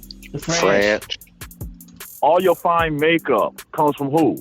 Your perfumes come from who? Your finest liquors and champagnes and wines come from who? France grapes. The hidden hand behind the scene the whole time. One family, many different names. From one come many. Look at your dollar bill. Who was Kanye crying about when he said, man, I can't get my fashion line off the ground. They won't even let me in, man. Who wouldn't let him in? Louis Vuitton. You say Louis Vuitton? Oh no, something. Yeah. Oh, I'm sorry. I'm sorry. That was Oh, stupid. This is America. Look, isn't the what is it? The fashion show that they have? That's in France all the time, ain't it? Yeah, the highest fashion shows in France. The highest cooking schools are in France. Come on Your now. high-end perfumes, France. Your liquors, France. See, the problem is when they keep saying all the fine things of America go back to Europe. Yes, it's going back to Europe. To the French. They're European still. Ain't no difference between them and the British. British. French light. English. French light. Yeah, exactly. when y'all wake up and stretch, what do y'all do? Y'all try to go in to the little cupboard and get you some pastries. I yield the mic.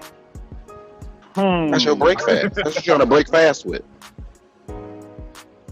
Y'all about to start holding y'all Newports upside down too, right? Palm up. Oh, snap. Don't you have those little extension sticks to go along with it? well, where's Waldo? Little sweater on. And your raspberry beret you got on, the kind you find at a secondhand store. Speaking of beret, the beret is a military. Sound like a hipster. Is a military hat, right? The United States went to all berets, didn't they? You got your green beret. The United States Army. No, the United States Army went to all black berets. Isn't a beret a French hat? Did they do that recently? No, yeah, it's been like that for like 15 years now. Oh, okay. I was about to say, yeah, I thought you meant something. Okay. No, when I was in, you had basically they would look like a ball cap, what they call a BDU cap. Now their headgear is called as a beret. Gotcha. That's French, not Spanish. Mm-hmm. But the Spanish controlled everything. Not to be confused with a beret that you put in your little girl's hair, but it's nothing but the same thing. Mm-hmm. Come on now. Well, who are the Spanish? French. They're French that speak Spanish. Yeah, that's what I keep saying. Who are the Spanish? It's just like how I asked yesterday. Can somebody name me one Moroccan Empire ruler? One. The ruler of the Moors. Give me a Spanish king, a real Spanish king. Ain't none.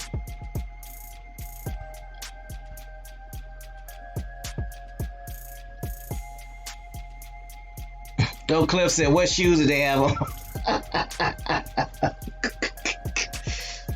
There was only two types of shoes. If you had wood bottoms or rubber soles. If you rubber soles, they came from our peoples. If you had wood soles, they were Dutch. And Dutch are what? French, okay. Franks, hot dogs. Okay. The French. You're going to see the mixture of the cultures that came from here to there. What's the name of the dance that the Spanish do? And they click their little shoes. That's because they had on the wooden shoes and they would hit the floor and make the clack. Sound like poker. Tap dancing. I yield the mic.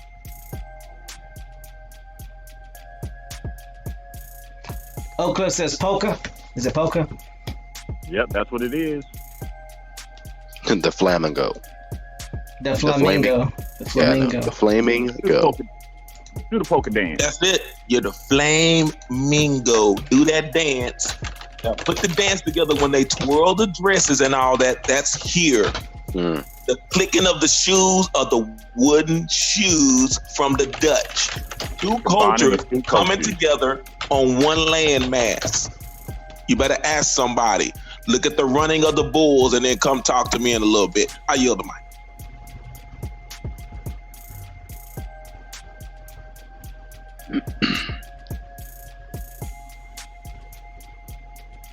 I'm sorry, I gotta do it. Everything free in America. Everything free in America.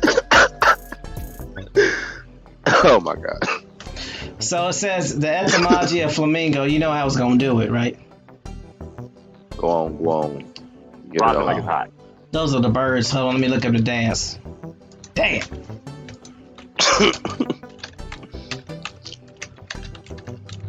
It's all right.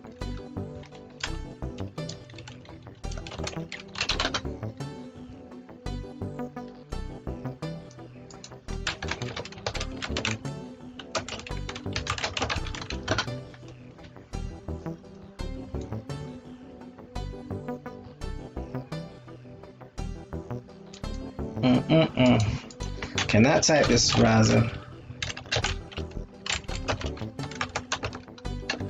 Should let Keanu take over. Really? That's what we doing? This is what we doing. For real. I'm sorry. I'm not sorry. Yeah, it's not coming up the way I was. Anyway, we'll get back to it.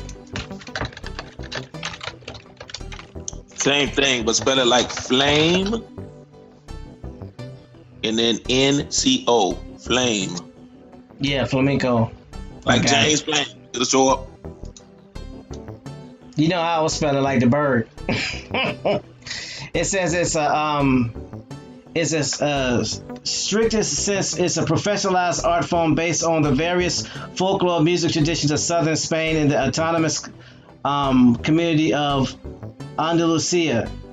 In a wider sense, the term refers to a variety of Spanish musical styles developed as early as the 19th century. The oldest record of flamenco dates to 1774 in the book Las Casas Borracas by Jose Cardoso. Flamenco has been influenced by and assorted with the Romani people in Spain. However, its origin and style are uniquely Andalusian.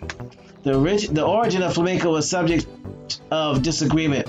One of the hypotheses regarding its origin, the most widespread, states that flamenco was developed through the cross-cultural interchange between native Andalusians, Romani Castilians, Moors, and Sephardic Jews that occurred in Andalusia.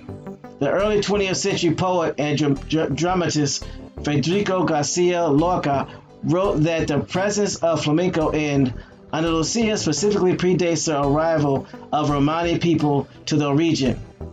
The Diccionario de la Lengua Española primarily attributes the creation of the style to the Spanish Romani. The flamenco has become popular all over the world, specifically the United States and Japan. In Japan, there are more flamenco academies than there are in Spain. So they're saying it's an interchange between the native Andalusians, the Romani, the Castilians, the Moors, and the Sephardic Jews. So go back to the etymology of that, where you have the flamenco dance and the flamingo bird, and then tell me what the flamingo bird originates. The bird of the fire. Where does the flamingo originate? And watch a flamenco dancer, watch her moves. And then I say again, go to Carnival. Or better yet, pull up any old Soul Train line dancers, the female dancers, and tell me what you get. Okay, it says the name. We've been doing that. It says the name flamingo comes from Portuguese or Spanish flamenco, flame colored, in turn coming from Provençal flamencs, from flamma, flame, and Germanic like suffix ing, with the possible influence of the Spanish antonym flamenco, Fleming or Flemish. The generic name Phoenicopterus from Greek, literally blood red feather, has a similar etymology. That's all they gave me. But where the flamingos, the birds, where do they originate? And we talked about this yesterday. Let me see if they tell it.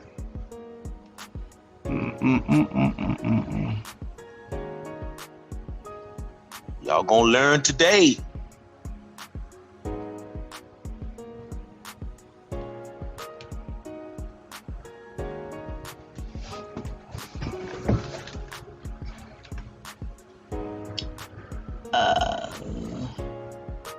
I can't find out where it originates. South America. You have flamingos. There's the two places. It's South America with flamingos that we know of, and you have the greater and lesser flamingos that come from Africa.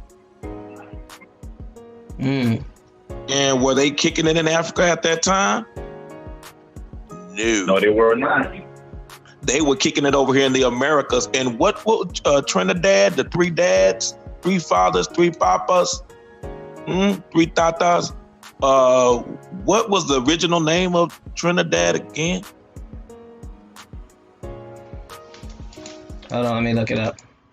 Does anybody know what the original name of Trinidad was?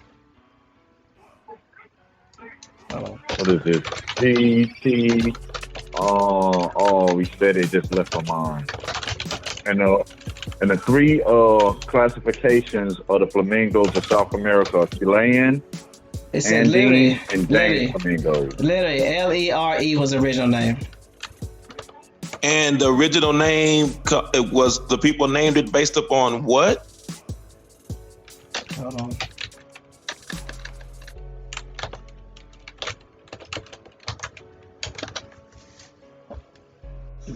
Clip says it. Clip says ibis. The ibis. I was on mute. There you go. The ibis bird, which is in the same family of what? Your flamingo. Wow. Let's stop playing. Let's stop Birds of the playing. water. They're the birds of the water. You always find them around lagoons or large bodies of water. Everything be in America. Everything be in America. And their original feathers are white. They turn pink because of the seafood. The shellfish they eat turn them pinkish. Basically, how you can tell what area they been in too by the color of their feathers.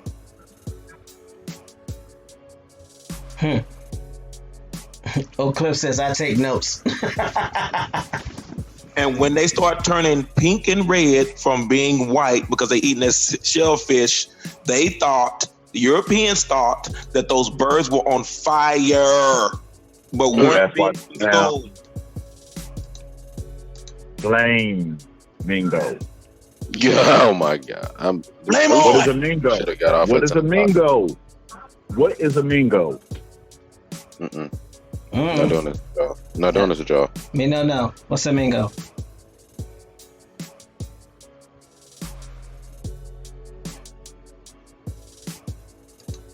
Mic check.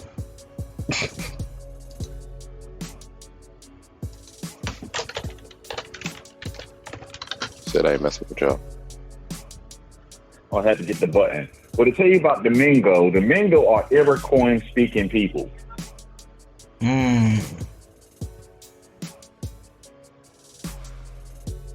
There it is. And the Iroquois are who again? Arawak. I'm not playing. We are not playing. Playtime is over. Don't get the whole roof on your head. If you have little ones in school, go visit them at recess if you want to play. I yield the mic.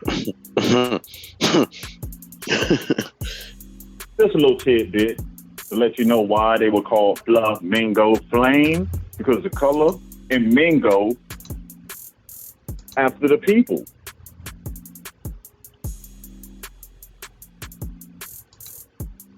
Guys, you find the most colorful birds around and all in throughout the land of the Arawak, the Caribbean, with the Caribs, which gets to the bright colors everywhere. That's why I said no one wears, you see them. They blind you. Let you know, hey, I am here. Every time you go to the islands, no matter what time of year, they're going to have those bright colors. You see it in all of their flags. Come on, son. Let's stop playing. And we used to do it even in the 70s. Y'all remember the hats with the feather in it? And they wore the bright purple suits, the yellow suits, the orange suits. Yep. And they were big pimping. Y'all remember that? Y'all remember Fly Guy from I'm Gonna Get You Sucker? Come on, son. Around here looking like Toucan Sam. And the toucan is a what? Macaw. Yep, General Macaw's in it.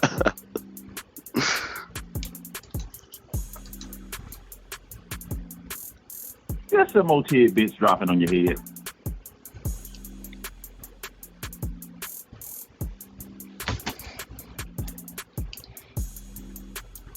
Is there anything else you want to drop before we let these good people get out of here? Then they ain't got nothing to do. They're just gonna go over there to the other channel and tell them, oh man, you know what they said about them? No, I'm kidding. I'm sorry. I didn't mean to say that. I'm sorry.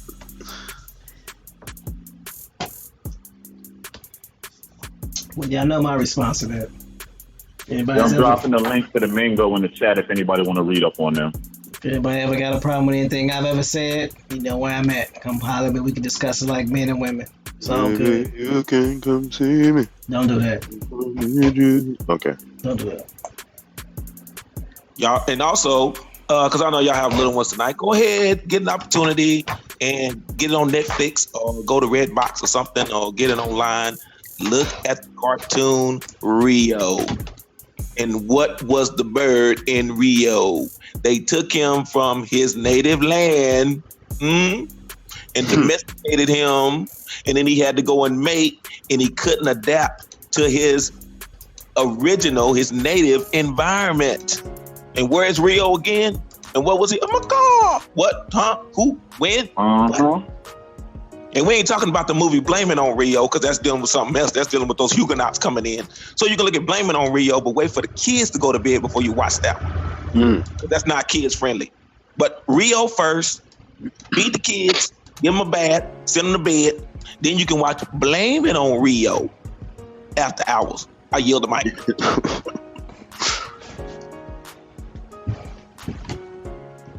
Go to moon. Forces. Go to moon, stupid. He said, y'all know what TMH stay. But think about, since he mentioned Rio.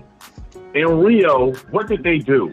Didn't they control the female population of birds, making it highly impossible for the native birds to repopulate?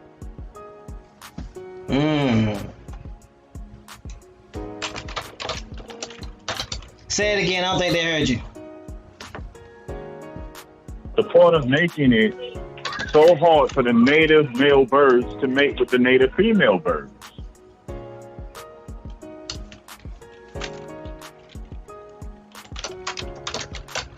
Remember what he had to do. What did Rio had to do?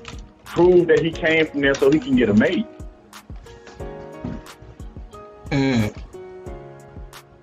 Because the females were scarce. Yep, so he had to relearn all his traditions on how to go about it, his ways, his ancestral ways that were taken from them. Put flash stuff in the cartoon to program your children to go ahead and be good, obedient slaves, but you ain't hear that from me. I ain't the one that gossip. You ain't heard that from me. It was David Corey was a movie, so I didn't see that movie either. So don't feel bad. Yeah, it's an animated movie, Rio.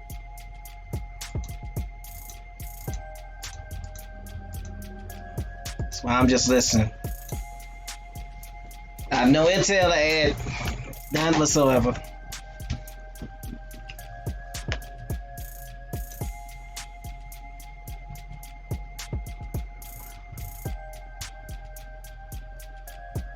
I mean, even if you watch Happy Feet and you watch Happy Feet from the indigenous angle, you will see what they're saying.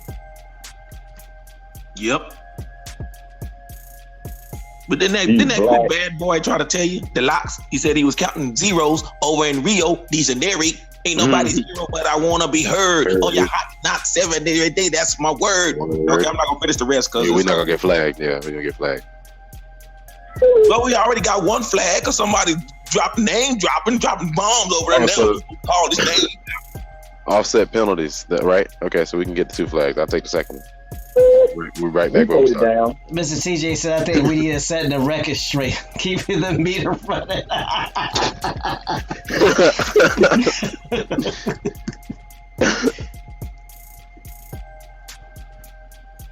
LJ Free says Miami, Ohio. Miami, Florida. Ohio read indigenously equals Ohio. Sounds like sounds like Ohio. Ohio is Spanish for son. Son of who?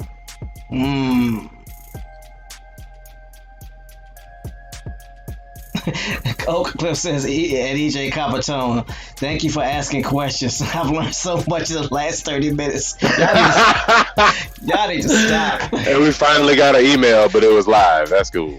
We good. We got our first email, y'all. It says all of a sudden, Keanu Keys was quiet. Oh, man. Wow. When it comes to Saint Vincent, same individuals came to this island first. It says before the arrival of the Europeans and Africans, y'all see that right? Lectio de Facilio. In the 16th century, various Amerindian groups, Amerindian groups passed through or settled on Saint Vincent and the Grenadines, including the Siboney, the Arawak, and Carib people. Who are the Siboney? Let's see. Siboney. You know you done messed up, right? Who? Go ahead, keep going. The Siboney. Siboney sound like Saponi. I know, or Siboney. See, you already took it there. I wouldn't. Go ahead. I'm sorry. Oh, my bad. Tiano people of Cuba, Jamaica, and Hispaniola, Haiti, and Dominican Republic, a Western Tiano group living in the central Cuba during the 15th and 16th centuries. They had a dialect and culture distinct from the classic Tiano in the eastern part of the island, though much of the Siboney territory was under the control of the eastern chiefs. Confusion in the historical sources led 20th century scholars to apply the name Siboney to the non-Tiano Guanahata Bay of the Western Cuba and the various archaic cultures around the Caribbean, but this is appreciated. Now, hold on. Now, if you don't mind, I'll put a nice little caveat right here and Please state do. This is why Christopher Columbus on his second voyage, because see, we keep forgetting he had 4 voyages. During his third voyage, he went back to Europe in shackles because they arrested him because Queen Isabella got tired of him playing games while he was trying to claim stuff for himself instead of giving it back to the Catholic Church by way of Spain. But that's another subject for another time. But when he came back on his second journey, he said he came across northern tribes, northern Indians in Cuba, and he couldn't understand what they were saying because they didn't speak the same language of those in the southern portion of Cuba. Why? Because these Saponi, Catawba Suponi were going to different lands. So you're going to pick up certain words and different phrases if you're traveling all over the place. But the people on the north side of the island, although they spoke a different dialect, still communicated with those on the south side of the island, even getting down into Puerto Rico and all of the rest of the Caribbean Sea. Y'all gonna learn today. Go back and look at Columbus's second voyage, and he said the people on the north side were speaking a different dialect than the people on the south side. Some people over here in what we call the United States of America call soda pop. Some of us down here in the South call it soda water. What? Huh? Gotta go. Yielding the mic. Same thing, just different ways of referring to it. And for those of you who don't know who the Saponi are, the Catawba Saponi, James, can you break that down for people? Hey, what you talking about our people, man? Same group of is a should I say, huh? I wanna be saved. Because they were trying to save everybody. The pony or the Itza or the Issa. That's why I always say again, thank you, Issa, for what you did because you were trying to save the world. Heal the world, make it a better place. Instead, look what you did. Thank you, Issa. Same folk that you will find in the what? Carolinas, not named after no cotton-picking King George. The people of the land were already named that. Don't let the smooth taste fool ya. Where do the Carolinians come from? Where do the Carolinians come from?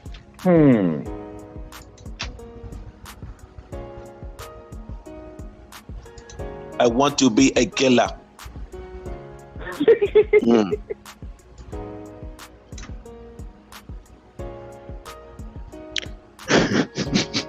Last I remember, there was a whole lot of Carolinians over there in Europe. A whole lot of Carolinians over there. Yeah, how they get there? Yeah. Oh, I guess we'll talk about that mañana. Oh, man. It's getting real good. Huh? What is her name? Zoe Salamander? What's her name? One of them drumline. I want to be a killer. When she was a little girl, she told her uncle, like, you want to be a killer, huh? But you have to go to school. You want to be a killer. EJ Carbatone, the Isa are Catawba. The Tuscarora are from the Haudenosaunee, or what the French call the Iroquois or the Iroquois. The Tuscarora and the Catawba were battling at one particular time. The Tuscaroran War happened when the Catawba and the Tuscarora got into a fight, and this was during the time of the what is it called? Fort Christ Santa. That's where the split took place. Because after the fight, the Tuscarora kicked the Sioux's butt. I call them Sioux because they call themselves Sioux. The Sioux end up leaving, not with the Tuscarora, but with their cousins, the Iroquois. They came and left with them. Which is, ain't Sioux French? Yeah, Iroquois it's French. Yeah, it's French. Oh, okay. Algonquian, French. Yeah.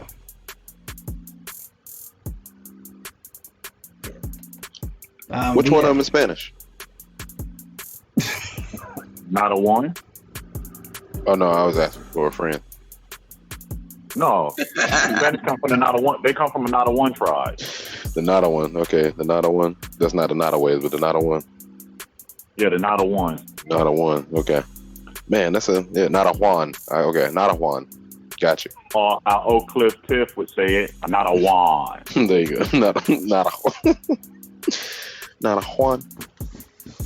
Yeah. Goofy. And after the split, those Sioux that went up. Oh man, I don't get in trouble. Like I said, just listen to the disclaimer I already put out there before. Went up to Ohio, and if you go back and listen to other shows, you'll find out all the turmoil that was going on in Ohio and how they brought an influx of all of these Irish. What it was, 7.5 million Irish and Germans. Yep. Because those Canadians already set up shop in that area. And so they became Sioux, and the Catawba Suponi stayed true to the game. Ice Cube. How you doing, Mike?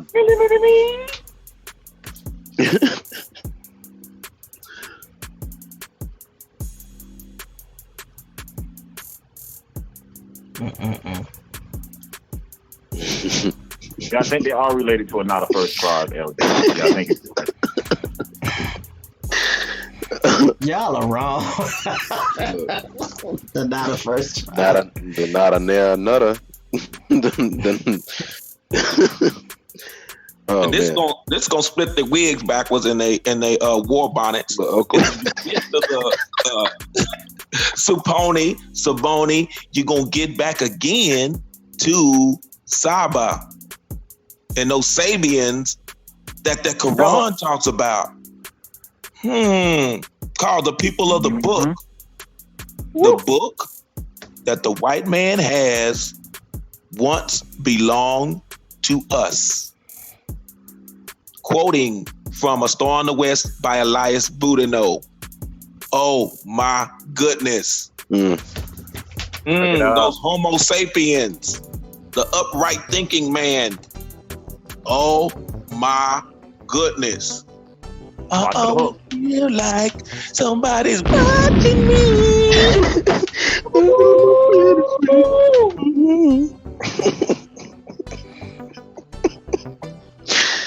Oh man, somebody get us out of here. That's why I tell you, go. I think Oak Cliff found a new tribe. Oak Cliff responsible for finding the gotta be a tribe. Gotta be tribe. No, he's stupid. What are they responsible for? Doing a whole lot of nothing. A whole lot of. What did they leave behind? Nothing. What did they make? Nothing. Did they write? Nothing. That's something. At the end of the day, that's something. What's the name of the language they speak? Nothing. I see Petty Gator is alive and kicking. Blame it on the rain. Yeah. was a weak yeah. You're supposed to go yeah. I concur. I concur with Brother Don't Sell Out because I know we're going to get in trouble because we already been flagged once. So in the words of that great late night talk show host, Arsenio Hall, TMH, take us home.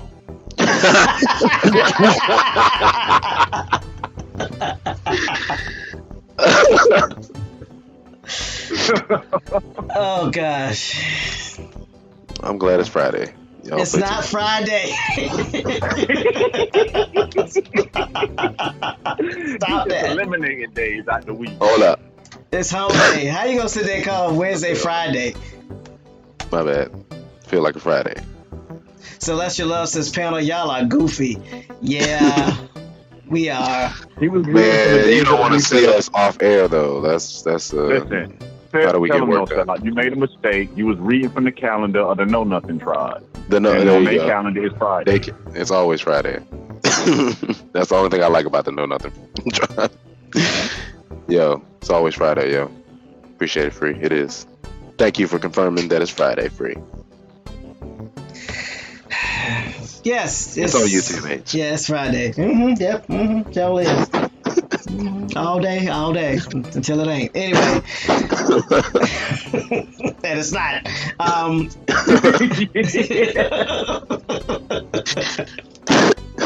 Yes, David Core, we're spiritual. We spiritual people. We real spiritual. We're very spirited. Let's go ahead and let these great people, the chat, the audience, the new subscribers. Hopefully this was enlightening. Hopefully we didn't get too far off the tracks. We're trying to, correct some things and, get people to follow certain protocols, hopefully you'll come back. If not, we understand. So I'm gonna let No Sellout go first, so he can take us up out of here. Give the good people a word before Thank y'all. They do what they do. Go ahead, bro. Thank y'all for showing up today and being very active in the chat and being goofy also and not letting us look silly alone. But yeah, anybody that has any questions about anything that we discuss, obviously we're here 5 days a week, but we also have our forum that is 24/7. The website is 24/7. You can contact us at any time. We will most likely be awake and ready to answer that question or ready to look into whatever you're discussing with us when you contact us. So we're not blocking anybody. As you can see, we got some ranches. Would you say, Bones? How is it? Ratchets. Ratchets. They be swinging on them ratchets. Yeah, we got them in the chat, and more to come, obviously, because there's a lot of people getting more active in other places and on our forum. So, yeah, just keep up with us. You know where to find us. Thank y'all for showing up today. Peace, y'all. Copper Chopper is acting up. He said, it's Friday. I ain't got no job and I ain't got S to do.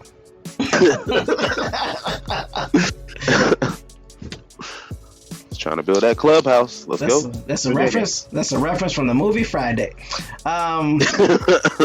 If anybody that's watching this would never, ever get that. If they don't, I feel for you.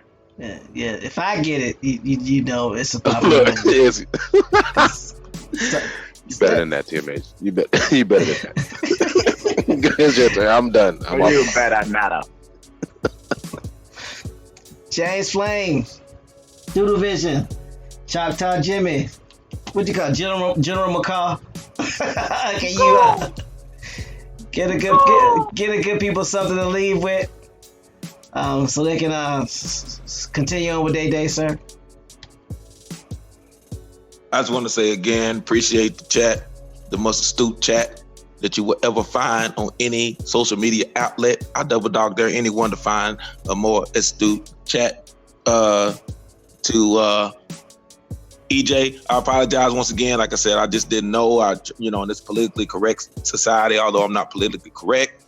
Hope that we answered your question. I don't know if you were still in the chat. I didn't see any more questions, so I take it that we answered those questions. But as we keep delving in, a little bit deeper and deeper, and you're going to see some things, and hopefully you can go back and share. Or if someone just continues to, as I said before, and as you heard others say here on the panel as well, when you decide that you're going to bash a particular group and you find out that, wait a minute, some of my folk were in that group. So now you either have to swallow your pride and say, hey, upon further review, the play calls it stand, or come to find out, hey, that was a personal foul. As Brother No Sellout said, football season, targeting, do that helmet to helmet. Mm-hmm. But TMH, y'all know about that Legend of Sleepy Hollow. He was targeting. He smacked Ichabod Crane upside the head with his head. That's targeting. Mm-hmm. Gave him a concussion.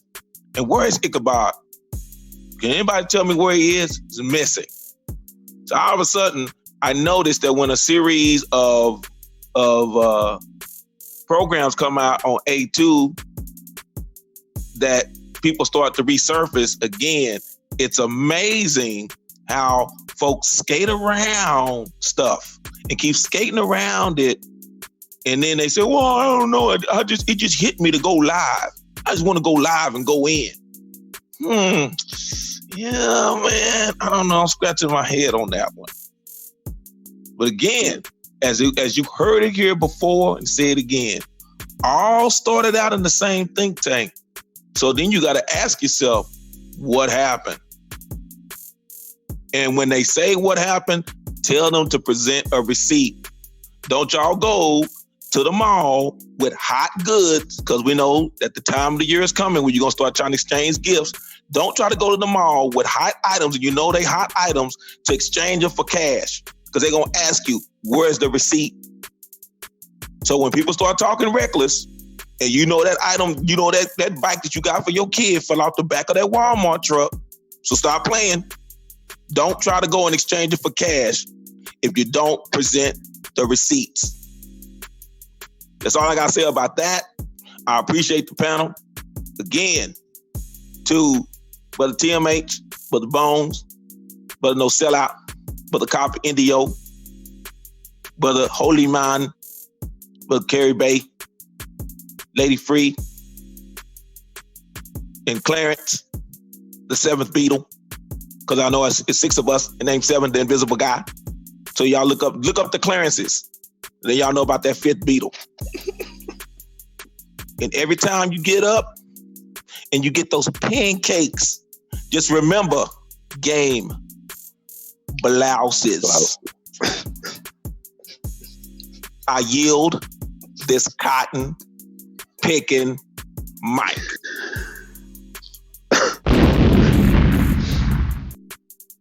Fire department, put it at. No, I'm not. I gotta go. Computer blue. Run the play. I gotta go after that. Run the play. I gotta go after that. Okay. So I would just send her the Bones. Honestly, I mean that's what I would do. I ain't put it on Bones. I ain't put it on Bones like that. Correction, Golden Moon. Golden Moon says, if you have any questions, TMH office is open from 9 to 5. Let's see. I've been here since 6:30. I probably won't leave here till like 12 midnight. All right, 1 o'clock. So yeah, my office is pretty much, it's open. I'm here. I don't have regular office hours. I don't want to miss nobody. Let's see. How do I follow what James just said? Just tell him bye. Come on, man. No. No. At the end of the day, for those of you who this is your first time, what we try to do here is, again, our focus is genealogy, to help people do their genealogy. Now, if a question is asked in the chat, we try to address it. That's the only time we bring stuff up. If it's asked. If it's not asked, we don't bring it up. So if you got any questions and you want to know more information, just send us an email, come to the forum. We'll provide information. We'll provide numerous receipts, whether they be emails over 24 hours of audio. I mean, we got the receipts. We can prove everything that we say. We can defend everything we say because we got enough receipts to buy back everything. Believe that.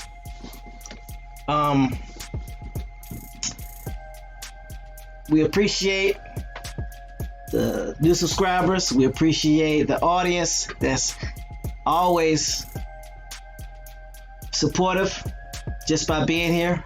Just because you don't come in the chat don't mean we don't acknowledge you and we don't see you as valuable. You're very valuable. Without you, there is no us.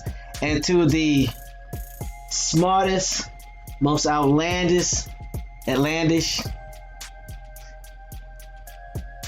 turn up, bodacious, bestest chat ever. We appreciate y'all. Appreciate the panel. Y'all make what I do easy. Anyway, that's all I got. Bones, H. McCoy, do what you do, boss, and take us up out of here. No problem. Like we say, it's always fun. We get to kick it with the relatives. No place we'd rather be in the Rising. Always informative, entertaining, and always get the chance to walk away with something new. And let's also remember with this information, like we say, every Rising show, let's do our best to make sure that we get out of this mindset because of a status of a person or particular perceived status. We allow people to tell us information about ourselves and we take this factual without never once taking the time to look it up for ourselves. Who better to know your story than you? Who better to research your family than you? This game has been played on for so long, so let's remember, our job is to uncover everything so our story can finally be told. So on that note, everyone, enjoy the rest of your day. Be very, very blissful. And until we link up again, peace. Peace, y'all.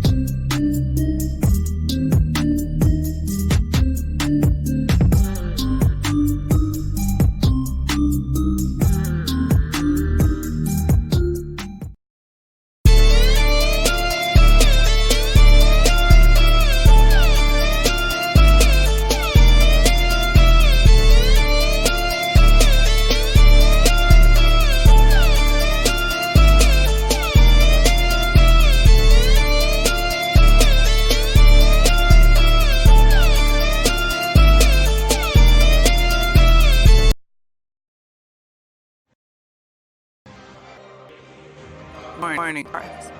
Shovels. Boots. Required.